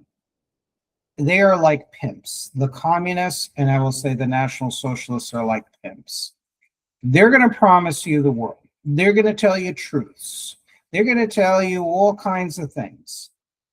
But at the end of the day, when they got you with their hooks, it is not paradise. So a guy like me, and I suspect even you, has a tough job because you have to fight one set of cast of characters which are totalitarians and try to constantly educate people through my writing and my podcasts that these are malevolent, evil ideologies with malevolent and evil policies. But on the other hand, we also have to make democracy and capitalism really the American dream real again. That if you work hard, get a degree that's worthwhile, or you get out of high school, you get a job, you don't have to worry about precarity. You don't have to worry about your job being outsourced and all the rest of it. And that's how you fight fascism and National Socialism. That's how you fight the toxic populisms of Nick Fuentes or some of the stuff that Tucker Carlson is saying. Because Tucker Carlson, who is part of MAGA, by the way, he is invited to the White House. He is the establishment. He has critiques of Trump. You know, I suspect Steve Bannon is a pipeline, even though he's not inside the White House.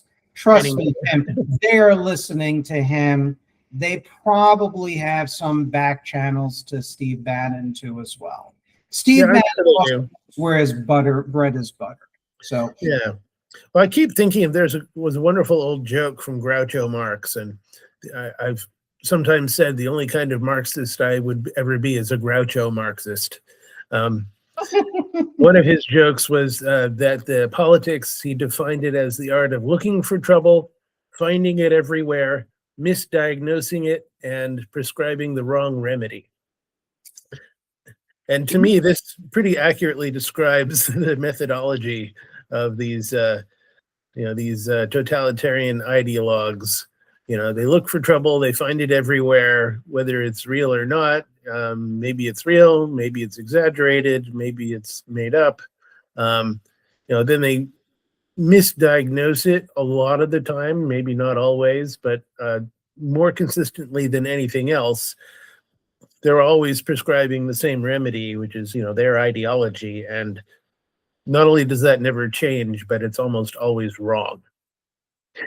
It's arsenic. Well, their solutions are arsenic. Yes, precisely. It kills you. I mean, there's no question about that. No person in our camp of political thought could deny that.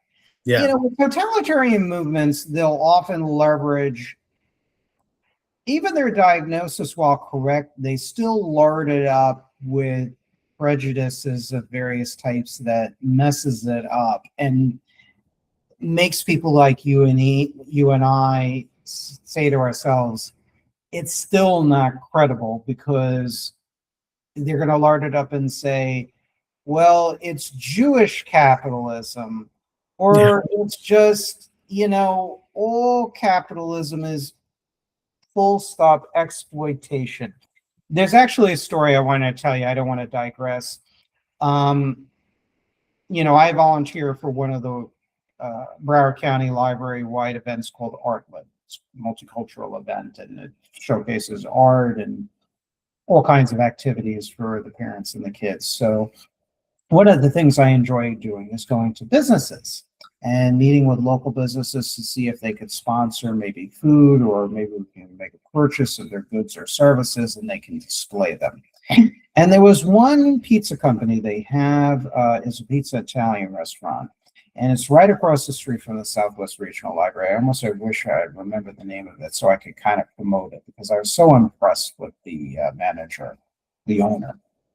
So he's like, look, I'm really sorry, I would love to donate, some food for the staff, and because we would list them as sponsors in return.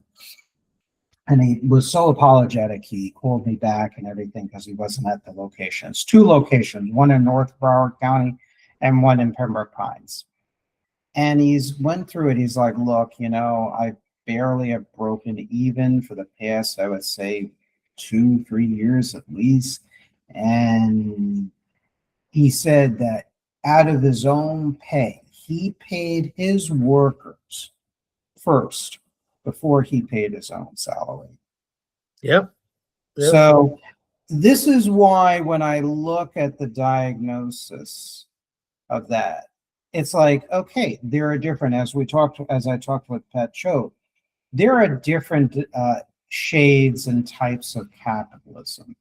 There's that type of capitalism that should be rewarded with every tax cut and every regulatory relief within reason.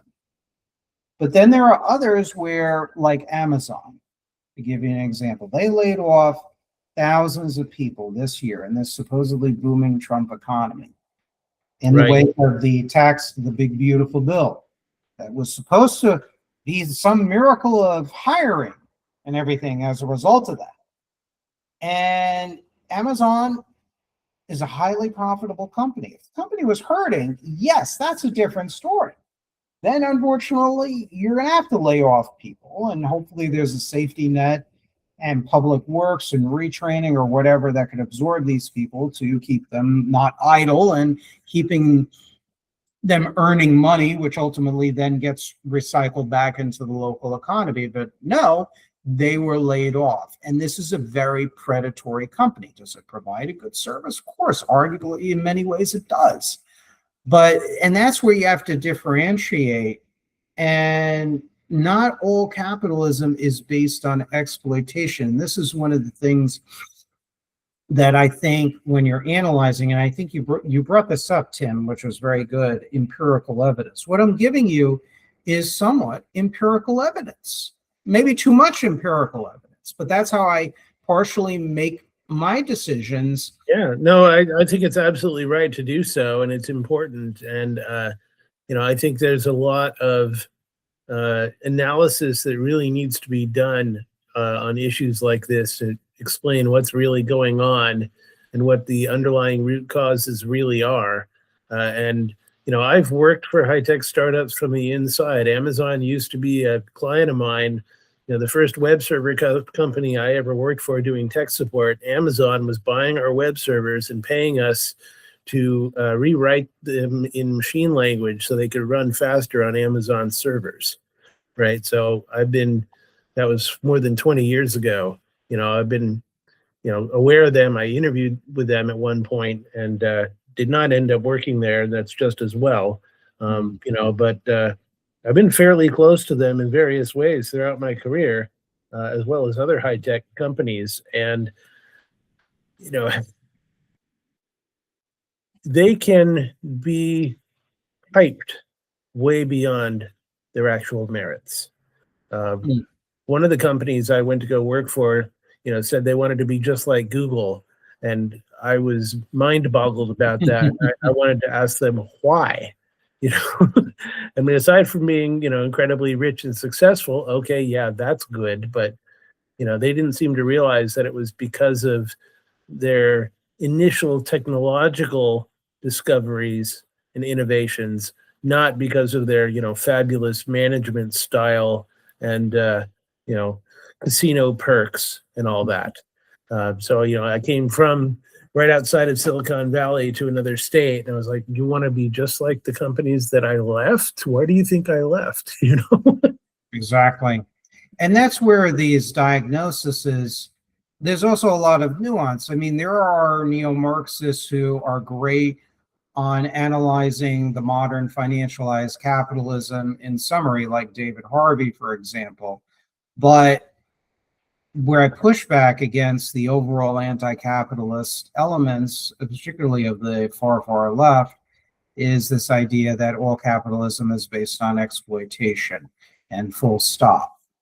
And that's where a part of MAGA, getting back to the original topic, there is a part of the MAGA movement that is afflicted with this anti-capitalism. And while it might be well-founded to a degree, it's leveraged for highly authoritarian goals. And that's where I go back constantly to my RCN, my radical civic nationalism. You're more of a pragmatic libertarian. And I think that there's a lot of dialogue that we can continue to have, because in many ways, I think we want the same things and the same preservation of the same institutions and the same system. And there has to be a way where we have to kind of say no to totalitarianism. Don't believe these people. Don't be seduced by their siren songs, but also reject the people like the Ben Shapiros and the Mark Levins and the Michael Savage and others. Michael Savage, for example, in a Facebook post, viewed this Revolutionary Communists of America, the Revolutionary Communist Association. It's a new Maoist communist Marxist-Leninist group, and they've recently arrived on the scene. They seem to be quite active. Oh, goody. Just what we always needed. Yeah, they sprout up kind of like fungus under my toenails after a gym session, but whatever, that's okay. That was kind of funny, but Michael Savage was saying, oh, these are just a bunch of losers and ne'er-do-wells kind of thing and everything else. No, that's not the way you fight these people. You have to look at why they're joining, why they're pissed. Any of these people actually are working. They got degrees, they did everything right. You probably have read some of my posts or my pieces where I literally will quote them. I mean, people don't stop hating freedom.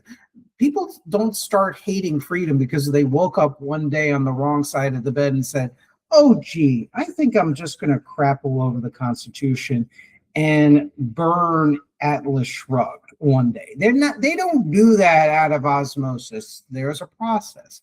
And there are clever, malevolent political operators that know what they want, that take advantage of this. And another thing about this MAGA equals fascism and Nazism, now that I come to think of it, and this will be one of our last points, if you'd like, before we conclude, unless you want to continue. Under Bill Clinton, under the Oklahoma City bombing, if you remember that.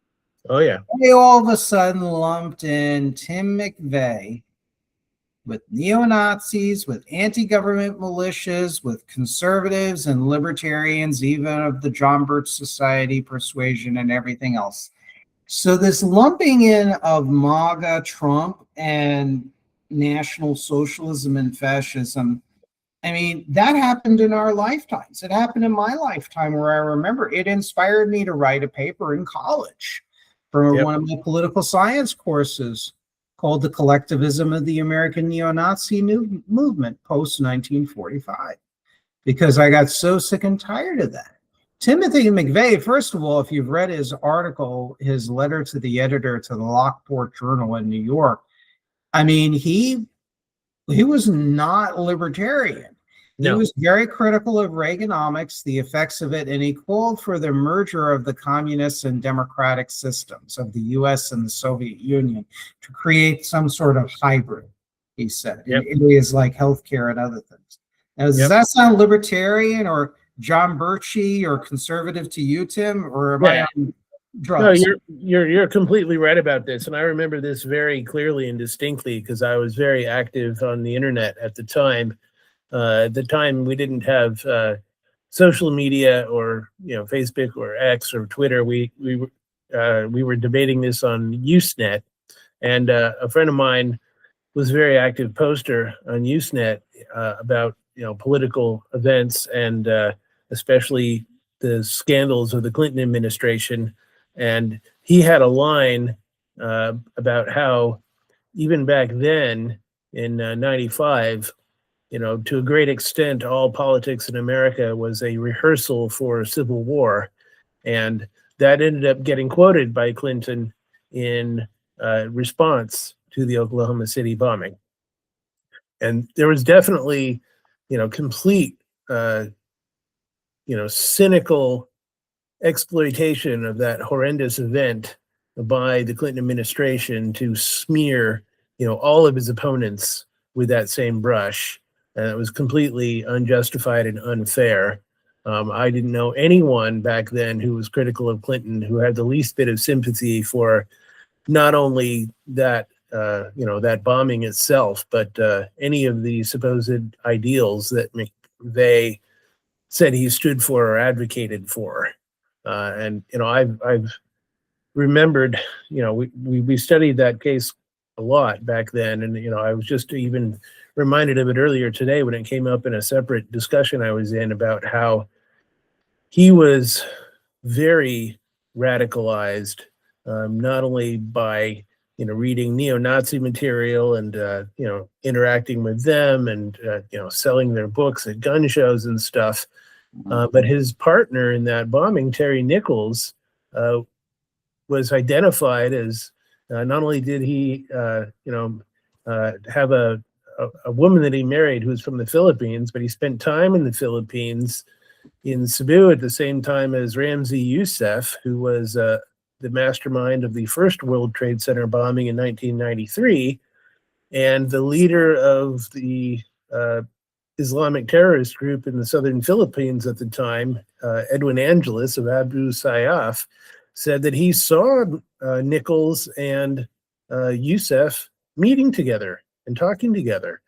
And Youssef was actively involved in more terrorist planning and operations at the time. He ended up getting busted there by the Filipino police because I believe he had a plot to blow up some planes and he was going to try to assassinate the Pope when he tried to visit the Philippines. And if you know anything about the Philippines, you don't go after the Pope. No, it's a staunchly Catholic country with Spanish roots.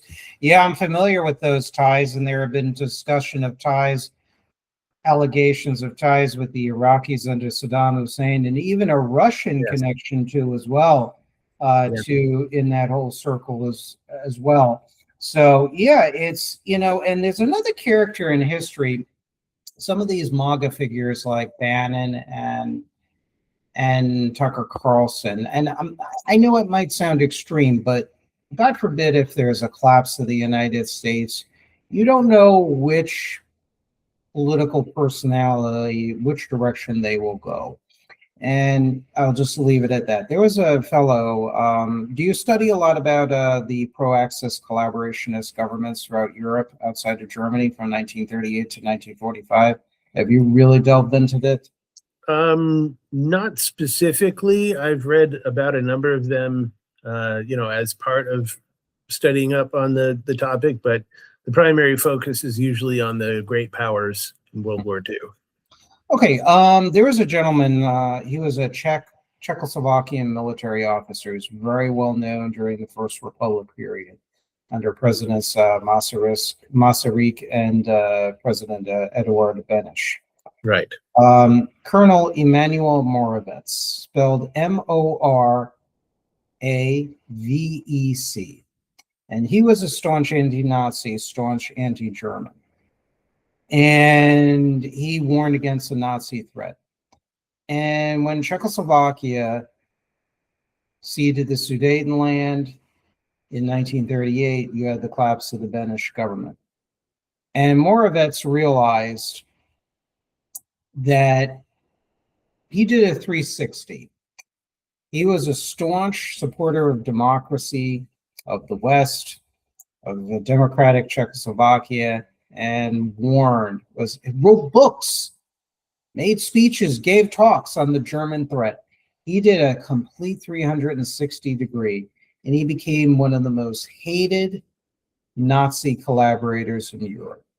Why? Because he saw that Czechoslovakia collapsed, that the West did not bail out, the British, the French, and the United States did not help Czechoslovakia and abandon Czechoslovakia. He visited Germany, I believe, in 1939, Yep. and he was impressed, and he felt that Germany had power, strength. He also appreciated their version of socialism. He was explicitly anti-capitalist and anti-communist. And he bought the whole thing, Nazi line, hook, line, and sinker. And he was very Yep. close. And you know who was a big advocate of Moravec? Reinhard Heydrich of the RSHA, of the Right. he was friends, and his sons, Moravec's one or two of his sons served in the Waffen SS. So Yep. this is what happens, and it's very fascinating. It's how people that would even be like us, Tim, like me, literally will turn that. And I think what comes to that, you have to have a constant historical discipline. You have to balance yourself morally, intellectually, and put a heavy dose of integrity, and always look what is the reality of what goes on in a Nazi Germany, in a Putin's Russia, in a China. Mm. What really goes on, stripped away Yes. from all the bullshit and the propaganda. Yeah. Information. I know exactly what you mean, and I've got a little bit more to say about this. So, first of all, I've been fascinated with the assassination of Reinhard Heydrich for a long time, and I actually visited the church basement that has now been made into a museum where his assassins hid out and were eventually captured by the Nazis. For anyone who doesn't know, Heydrich was the Nazi governor of not all of Czechoslovakia, but it was split up at the time. So what is now the Czech Republic, was under Heydrich's rule. And it was just a fascinating experience because it was, one of the more daring, but ultimately it was successful and not successful commando operations of World War II. But beyond that, it's kind of interesting. I was just thinking back to your overall, concept of, what you might call political counterinsurgency here, which is that when I first started studying military history, I started with studying guerrilla warfare and counterinsurgency and terrorism because, that's what I was most interested in at the time. And I, quickly read Colonel Harry Summers' book on the Vietnam War, and he basically said that every resistance movement like that, or unconventional insurgency, one of the elements that it had to have in order to succeed was foreign support. And I pretty quickly deduced from that principle, first principles essentially, that if there was ever going to be an insurgency in America like that of any kind, it would have to have foreign support. And at the time, I was speculating, okay, if that was going to happen, who would those foreign sponsors be most likely to be? And the one that came to my mind back then in the 90s was Iran.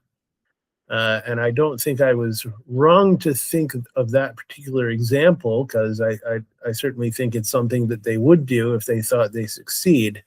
But I eventually realized that, they weren't the only ones, and that this is a perennial hazard that we face. And, anyone who's involved in any kind of, anything close to a political insurgency in America today has to be on the lookout for attempts by either foreign powers like that or, unsavory domestic actors to, influence those groups, infiltrate them, try to take them over, manipulate them for their own goals, etc. It's just an unavoidable hazard, and I don't really think it's escapable in the sense of it never being a risk. And it always boggles my mind that so many people just seem to blow it off completely and say, oh, how could you say that I'm spouting Russian talking points? I'm an American. That doesn't immunize you. Well, sure, that happens all the time. You had in every country, in France before its occupation by Nazi Germany, you had many people across the political spectrum of all walks of life and career in the elites that admired Germany. You had trade union and leaders, a portion of them, and dissident socialists like Marcel Déat that embraced fascism and National Socialism, and during the occupation would visit Germany and felt that it was a workers' paradise.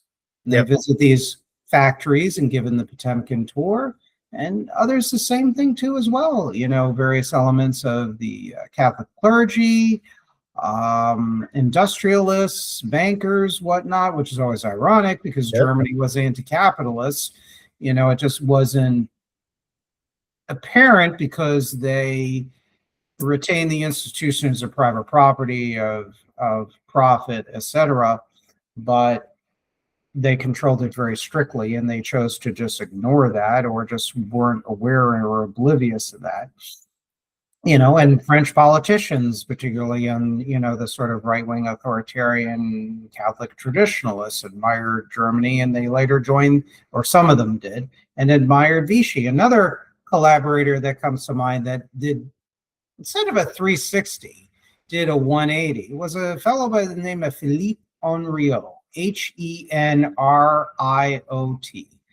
And he became the Secretary of State for Information under the latter years of the Vichy government in 1943 and 1944. He was known as the French Goebbels. He was a very effective communicator. And he originally was a believer in Catholic corporatism as opposed to liberal capitalism and communism. He was staunchly anti-German, a staunch French patriot, was very anti-Jewish. But anti-German. Well, after the Germans took over, he did a 180. He retained all those ideologies and then also basically added that he believed in a form of French National Socialism, as he termed it. And he went on Radio Vichy and wrote articles, and he was a member of an officer in the Milice Française, which committed numerous atrocities. And he was German. He loved Germany. He felt they were fighting for civilization against Soviet Bolshevism in the East and the capitalist, plutocratic Jewish West. So you have that. Now, Czechoslovakia was interesting during the war, and we'll wrap up. Yeah, you're absolutely right about the Czech history. Slovakia became its own independent republic, so-called, in 1939 under Monsignor Josef Tiso and the Hlinka People's Party, which was a fascist party that ultimately eventually moved from corporatism, the corporative state, you know, the state-controlled class conciliation as an alternative to liberal capitalist plutocracy and communism, moved to something called Slovak National Socialism, which is various Hlinka People's Party's theorists like Wojtek Tuka and Ola Kovic, I believe is his name, and other theorists hammered out. So you had that separate republic that was under the domination of Hitler. Then you have the Protectorate of Bohemia Moravia. Right. And that was under the control. Technically, the government, when it collapsed, it actually just changed the name. Emil, after Banish eventually fled in November 1938, after Czechoslovakia ceded the Sudetenland, you had a Czechoslovakian justice, a gentleman by the name of Emil E-M-I-L Hacha, or Hasha, H-A-C-H-A. And he became the president of what was termed the Second Republic, which was started to mirror Germany in its National Socialist and fascist corporatist and authoritarian politics and economics. And then the Germans occupied Bohemia Moravia in, I think, March of 1930, and Hasha retained the presidency. He was called the state president. And of course, you had the German protector, first Konstantin von Neurath, then you had Reinhard Heydrich, and then you had an SS officer, high-level SS officer, I forget his rank, Kurt, or Karl or Kurt Deliog, and then Karl Hermann Frank and others. And they really managed Czechoslovakia behind the scene. But there was a Czech autonomous puppet government, and they abolished the already coordinated Czech parties under the Second Republic. Most of the parties were abolished, and you had a loyal opposition of the left, and then you had a right-wing fascist collectivist party under Hasha and Dr. Rudolf Beiran. And then that became in 1939, after the Germans arrived, the National Solidarity Party, or the National Solidarity Movement, which was completely a Czech imitation of National Socialism. And Moravec, who was became a propagandist in the controlled Czech media, he, under pressure of Heydrich, became two positions. He was three positions, actually. He was the Minister of Education in the Czech puppet government and the Protectorate government. He was the head of the Office of Public Enlightenment. I gotta love these totalitarians. They use such bullshit euphemism. I mean, it's such crap. That certainly is a good one. That's right up there with administrative truth. Yeah, exactly. And he was head of something called the Kuratorium. And the Kuratorium, Moravec, was it brainwashed Czech youths into National Socialism. There was this idea, and they drew upon selective aspects of Czech history to show that the Czech people and the German people's destinies were united. And it's just fascinating. And it really prepared. There was one Czech who later said indirectly that education, so-called in the Kuratorium for youth, prepared them to accept communism, because Moravec and the Kuratorium and Dr. Teuner, Teuner, who was a member of a pre-war Czech fascist group. He was a leader called Vlajka, which translates in Czech into flag. He said, we were taught the same things by the communists as the Kuratorium under the collaborationists, that the democracy is bunk, that capitalism is exploitative and bad, and all the rest of it, and the state is all wonderful and everything. And, so it's very interesting. Moravec, I think he committed suicide. He was very much hated. He was remembered for being such a fierce fighter against the Germans during the First Republic, and such a Cassandra, warning people, begging them to prepare. And then he was reduced to that. And he was like this with Heydrich. Yeah. Like this. Look them up. I encourage you to look up these people. It's fascinating. Yeah, I will. Psychology. Yeah, I will. You're reminding me of a fantastic movie I saw set in Czechoslovakia in the 30s and 40s called I Served the King of England. It's in Czech. It's about a hotel waiter in one of I think it's the Paris Hotel in Prague. It's still there. It's been restored. It's absolutely beautiful, but it does a wonderful job of showing what life was like in Prague before the war, during the war, and after the war. And a lot of those similarities that you're talking about in the party lines that are being fed to them. It's a very interesting contrast, and yet also full of similarities as well. What was the name of it again? I Served the King of England. I Served the King of England. I have to check that out, because that is up my alley. There has been movies. There was a movie made about Moravec that is in Czech. They're actually abroad in the European countries. There are movies made about collaborationists like Milan Nedic in Serbia during World War II and everything else. And he was the head of the Serbian puppet government. He was the prime minister during the German occupation. And it's very interesting. But there are people that make these directions, and people will say, why is this relevant to the discussion? Because you're going to have people that will be patriotic, and we see this with MAGA. You see people, for whatever reasons, whether it's legitimate criticisms or not, or opportunism, corruption, could be blackmail or bribery too with these people. and some of the MAGA Trump movement on the fringes that embrace Russia and a few embrace China. You have some in the Trump administration, like Darren Beatty, who praises openly on his X account, or did at least, China and its Communist Party, and says NATO is a bigger threat to the West and the US than the CCP, who is very fulsome in his praise of Russia and his apologies. And there were allegations that through his wife is connected to a Putin Russian oligarch. And actually, well, I don't know if I could tell the story. I can maybe discuss it offline, because I don't know if this was discussed with me by this individual, so I can't violate.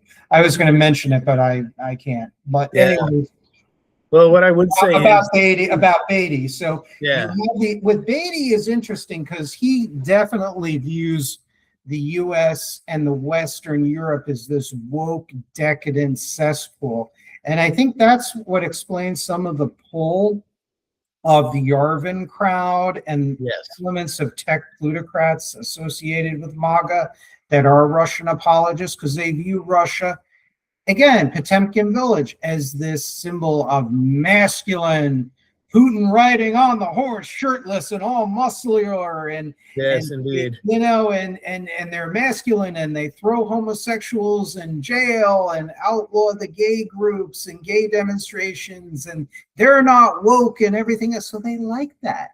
So you're right. Yep. I think there is this ideological appeal, and Beatty is definitely one of those people. He's an intellectual, he's a professor, and he got attracted to this.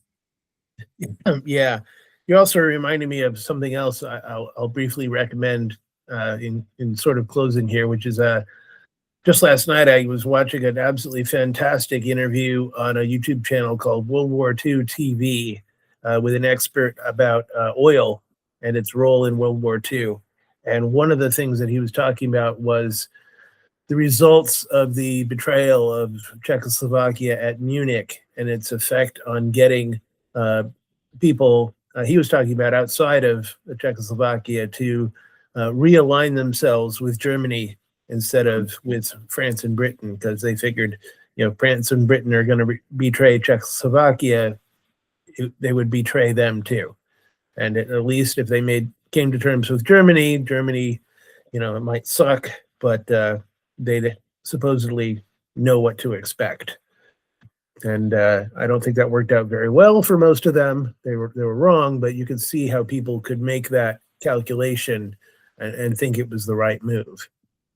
And they did. There were collaborators that did that as their initial rationalization. Yeah. In Czechoslovakia, Poland, believe it or not, even though it didn't have an official puppet government, there were collaborators in the German-run Polish press. And some of them, from articles that I have read, had that rationalization that Germany might suck, but at least they're fighting against Bolshevism. And these individuals often were not pro-capitalist either. You have to really dig to look for their economic views. I think just there's this view, and historians, I think, make this mistake. They might call these elements of these collaborationists, not all of them, but elements of them, like Marshal Pétain or General Nadich or President Hasha, as conservatives, or just they focus a lot on their anti-communism, but they don't focus, well, what is their opinion on Western capitalism and what they believed in. And I do believe the Germans were partially were being sincere. They did want to create their own sort of third position or third way between liberal capitalism and communism to create this sort of synthesis, this new heterodox system. And of course, they were exploiting these countries too as well. They called it collaboration within the framework of what they've termed the New Europe. That was their term, or the New European Order. And they viewed it, I mean, Hitler talked about it. If you look at his former economic advisor, Otto Wagner, I mean, Hitler talked about seriously wanting to create a new socialist order in Europe, but first socialism has to be national before it becomes international, is what he specifically said. Yes. Wagner. So it's really when you get into the weeds of these theories and rationales. I mean, Germany was training collaborationists throughout the war in Europe. They were schooling them in German mindedness. They were literally exporting this ideology. And a lot of these were pre-war elites, as well as revolutionary fascist and revolutionary national socialist movements.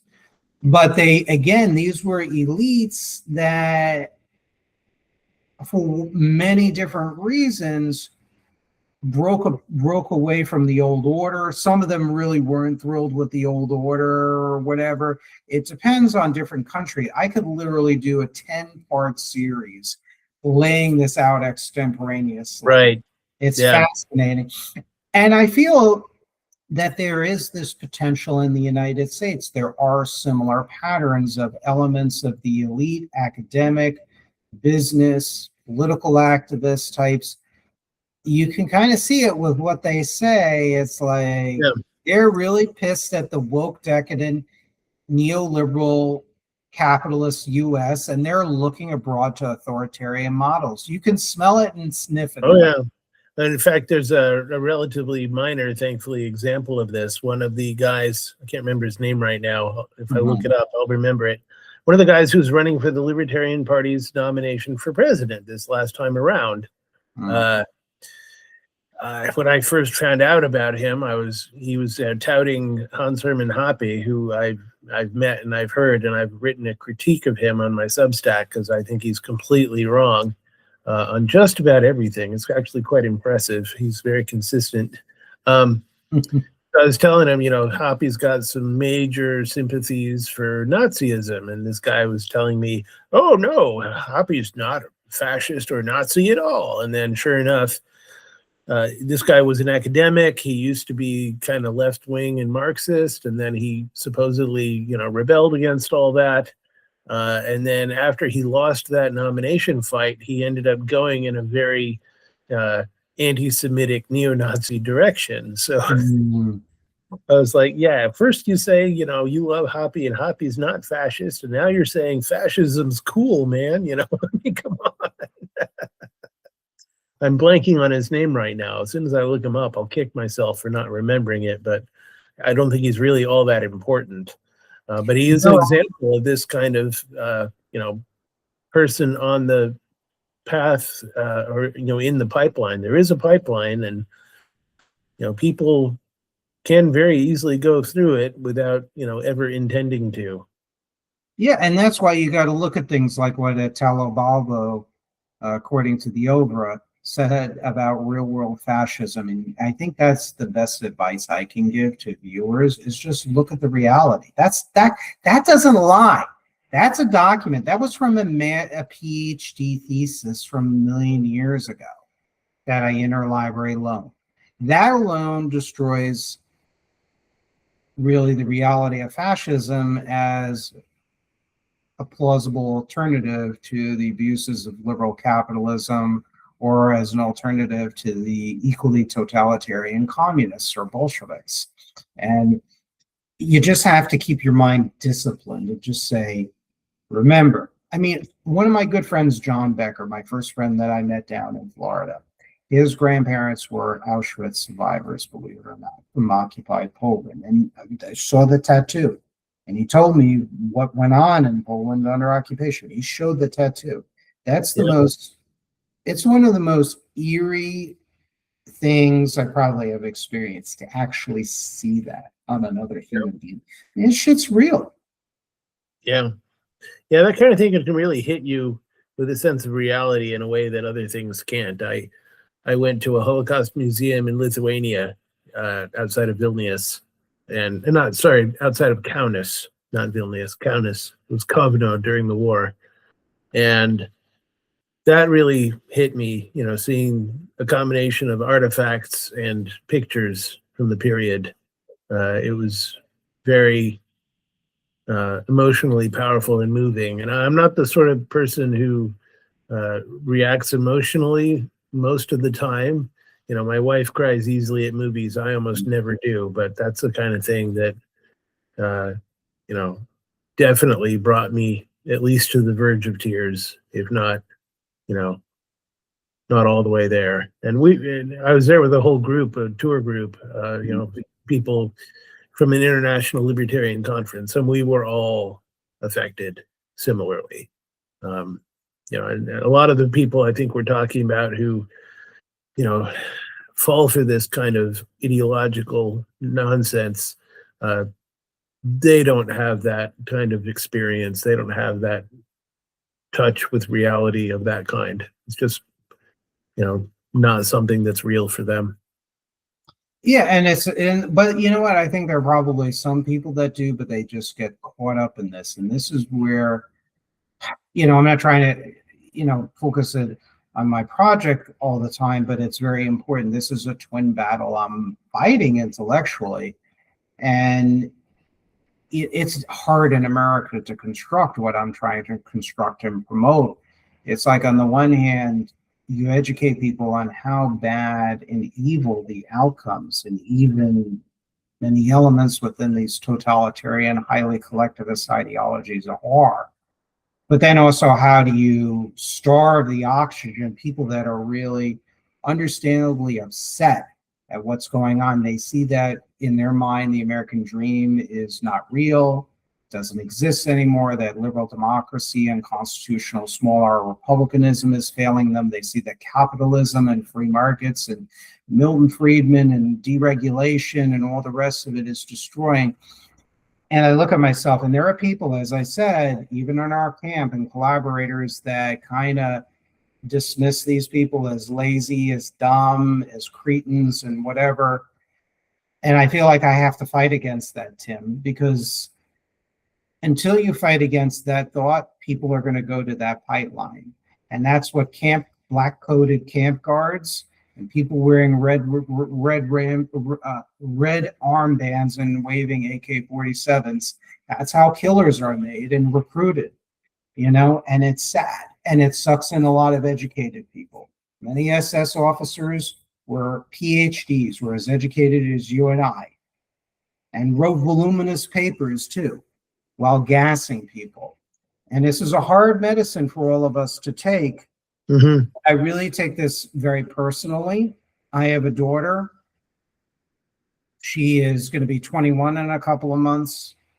Is she going to inherit a dystopia that was paved by callousness from the so-called right and from purportedly people on our side or claiming to represent our side, you know? And that's another failure of MAGA Trump, like what Dr. Oz said about paying down the debt. Well, just more people should be working later in life and postpone retirement. That is just rocket fuel for the new generation of concentration camp guards and some neo-Nazi movement. They're going to be like, well, democracy is all bullshit. It's not real for me. There's no real freedom for me. If I'm working 3 jobs until I drop dead, I can't have a family because I can't afford it, because I'm working 3 jobs and I don't have time to raise a family, because I don't have money to even take a freaking girlfriend out to a date, because the cost of goods and services have been going up and up and up and up and up, compared to wages and salaries. And then people start to look at alternatives, and that bothers me to no end. I take it very personally.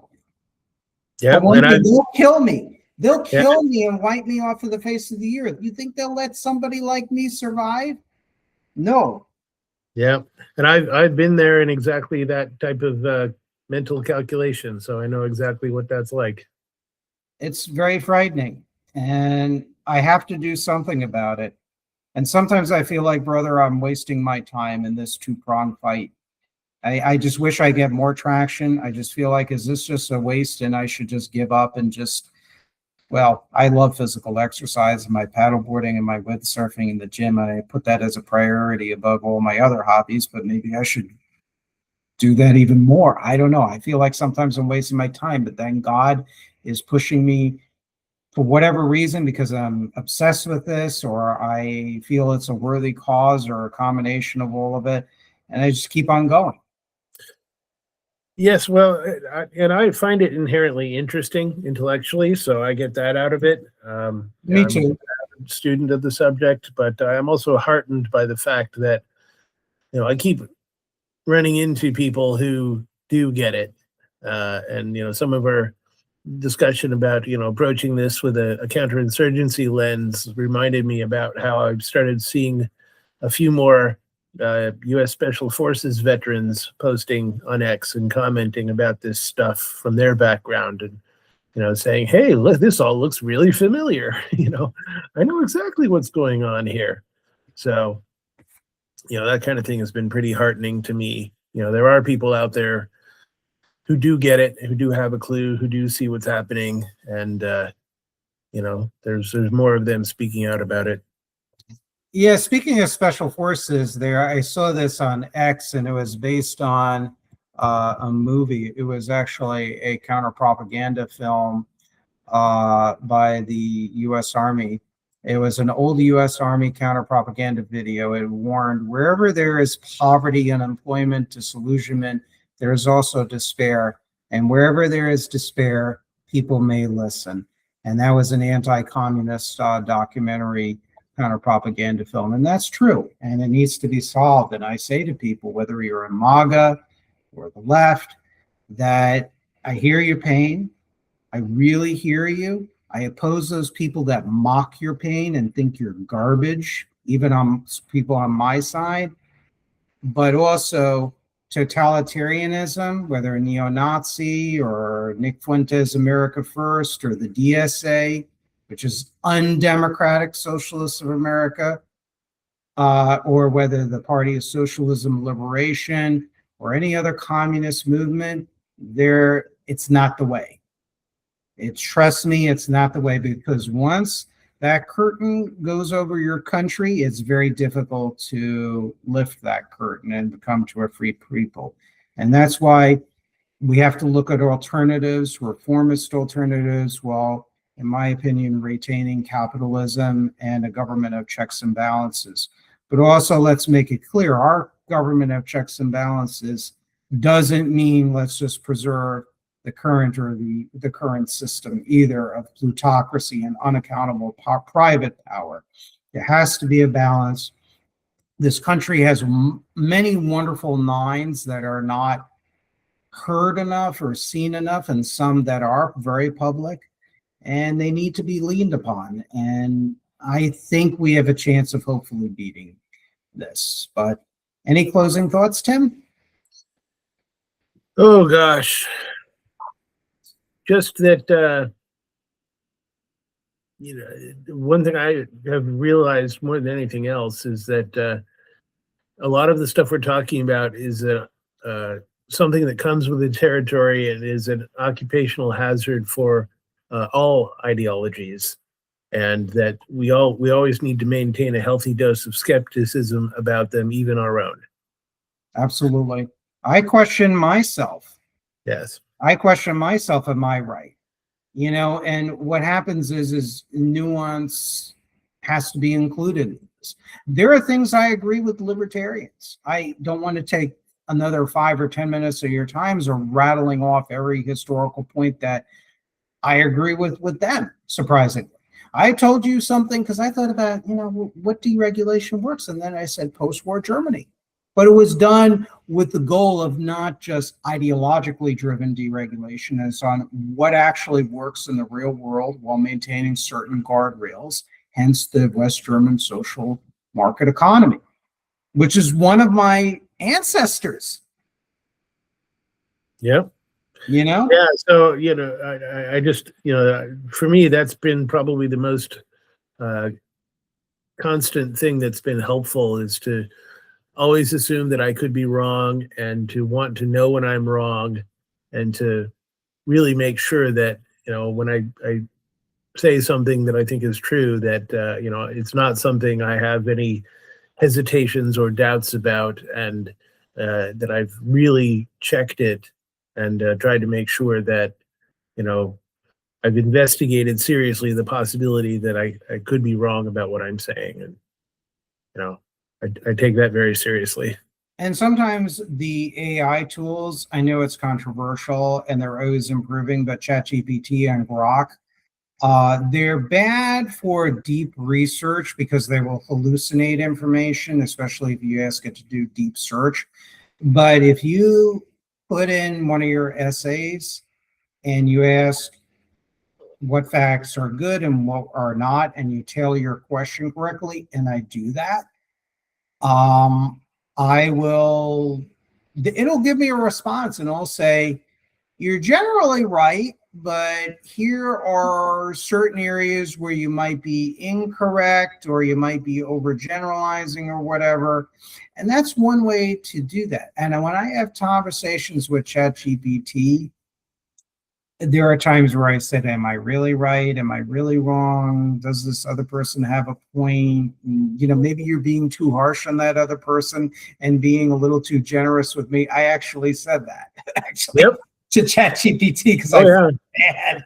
It's a very useful tool in that way. It's not you know, an authority in the way a lot of people seem to want it to be, but I think that's just a misunderstanding of the tool.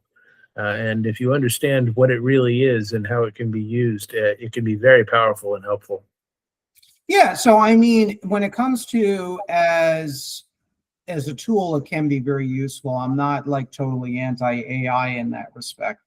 Yeah, it's a useful tool, but like anything else, like the internet, you know, you have to you know, carefully assess its work and its output. Tim, do you have any concluding remarks and also any shout outs or way of people finding your works, whether your interviews, your written works, etc.? Where can people find you? Yeah, so I guess the main thing I would want to plug is the Substack that I've got going over the past few months. It's called Free Markets and Firepower.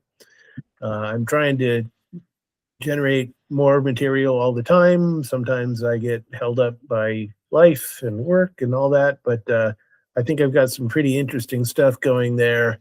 I've been writing a lot about history, a lot about strategy, a lot about economics. And I'm also on X. I hope I'm pretty easy to find. There can't be that many Tim Starrs out there that look like me. My profile picture is of me. I do write under my real name. I don't use a pseudonym. And then I'm also still on Facebook, although I'm less active there just because, you know, the geniuses running Facebook screwed it up, even though they had a wonderful thing going. And that's another case in point of, you know, Silicon Valley tech oligarchs not necessarily knowing what the hell they're doing. So that, yeah, I would love to have people get in touch with me if they like what I have to say, or if they think I'm wrong about something, as long as they're polite and respectful and don't, you know, call me names or make erroneous guesses about my ancestry, because they're probably almost certainly wrong. Wait, whoa, that actually happened? Oh, I get people telling me they think I'm, you know, descended from people they hate all the time. So. Oh, Jesus. All right. You know, it comes with the territory of politics. And when you're studying radical politics like you and I. Yeah. Well, my favorite response to an insult that I heard was a friend of mine who somebody insulted him once, and he said, "You think that's an insult? I've been called worse than that by my grandmother." So. Exactly. All righty, Tim, thank you so much for joining us. As usual, this is a lengthy, very intellectually rich conversation. It was a great conversation. I learned a lot from you. Can you do me a favor and DM me via Facebook the name of that movie in Occupy Czechoslovakia? I really would appreciate that. Yeah, my pleasure. No problem. Alrighty, be well, and I'm going to end the recording, and we'll just close up with some business offline. And so let me just, how do we do that? Okay, here we go.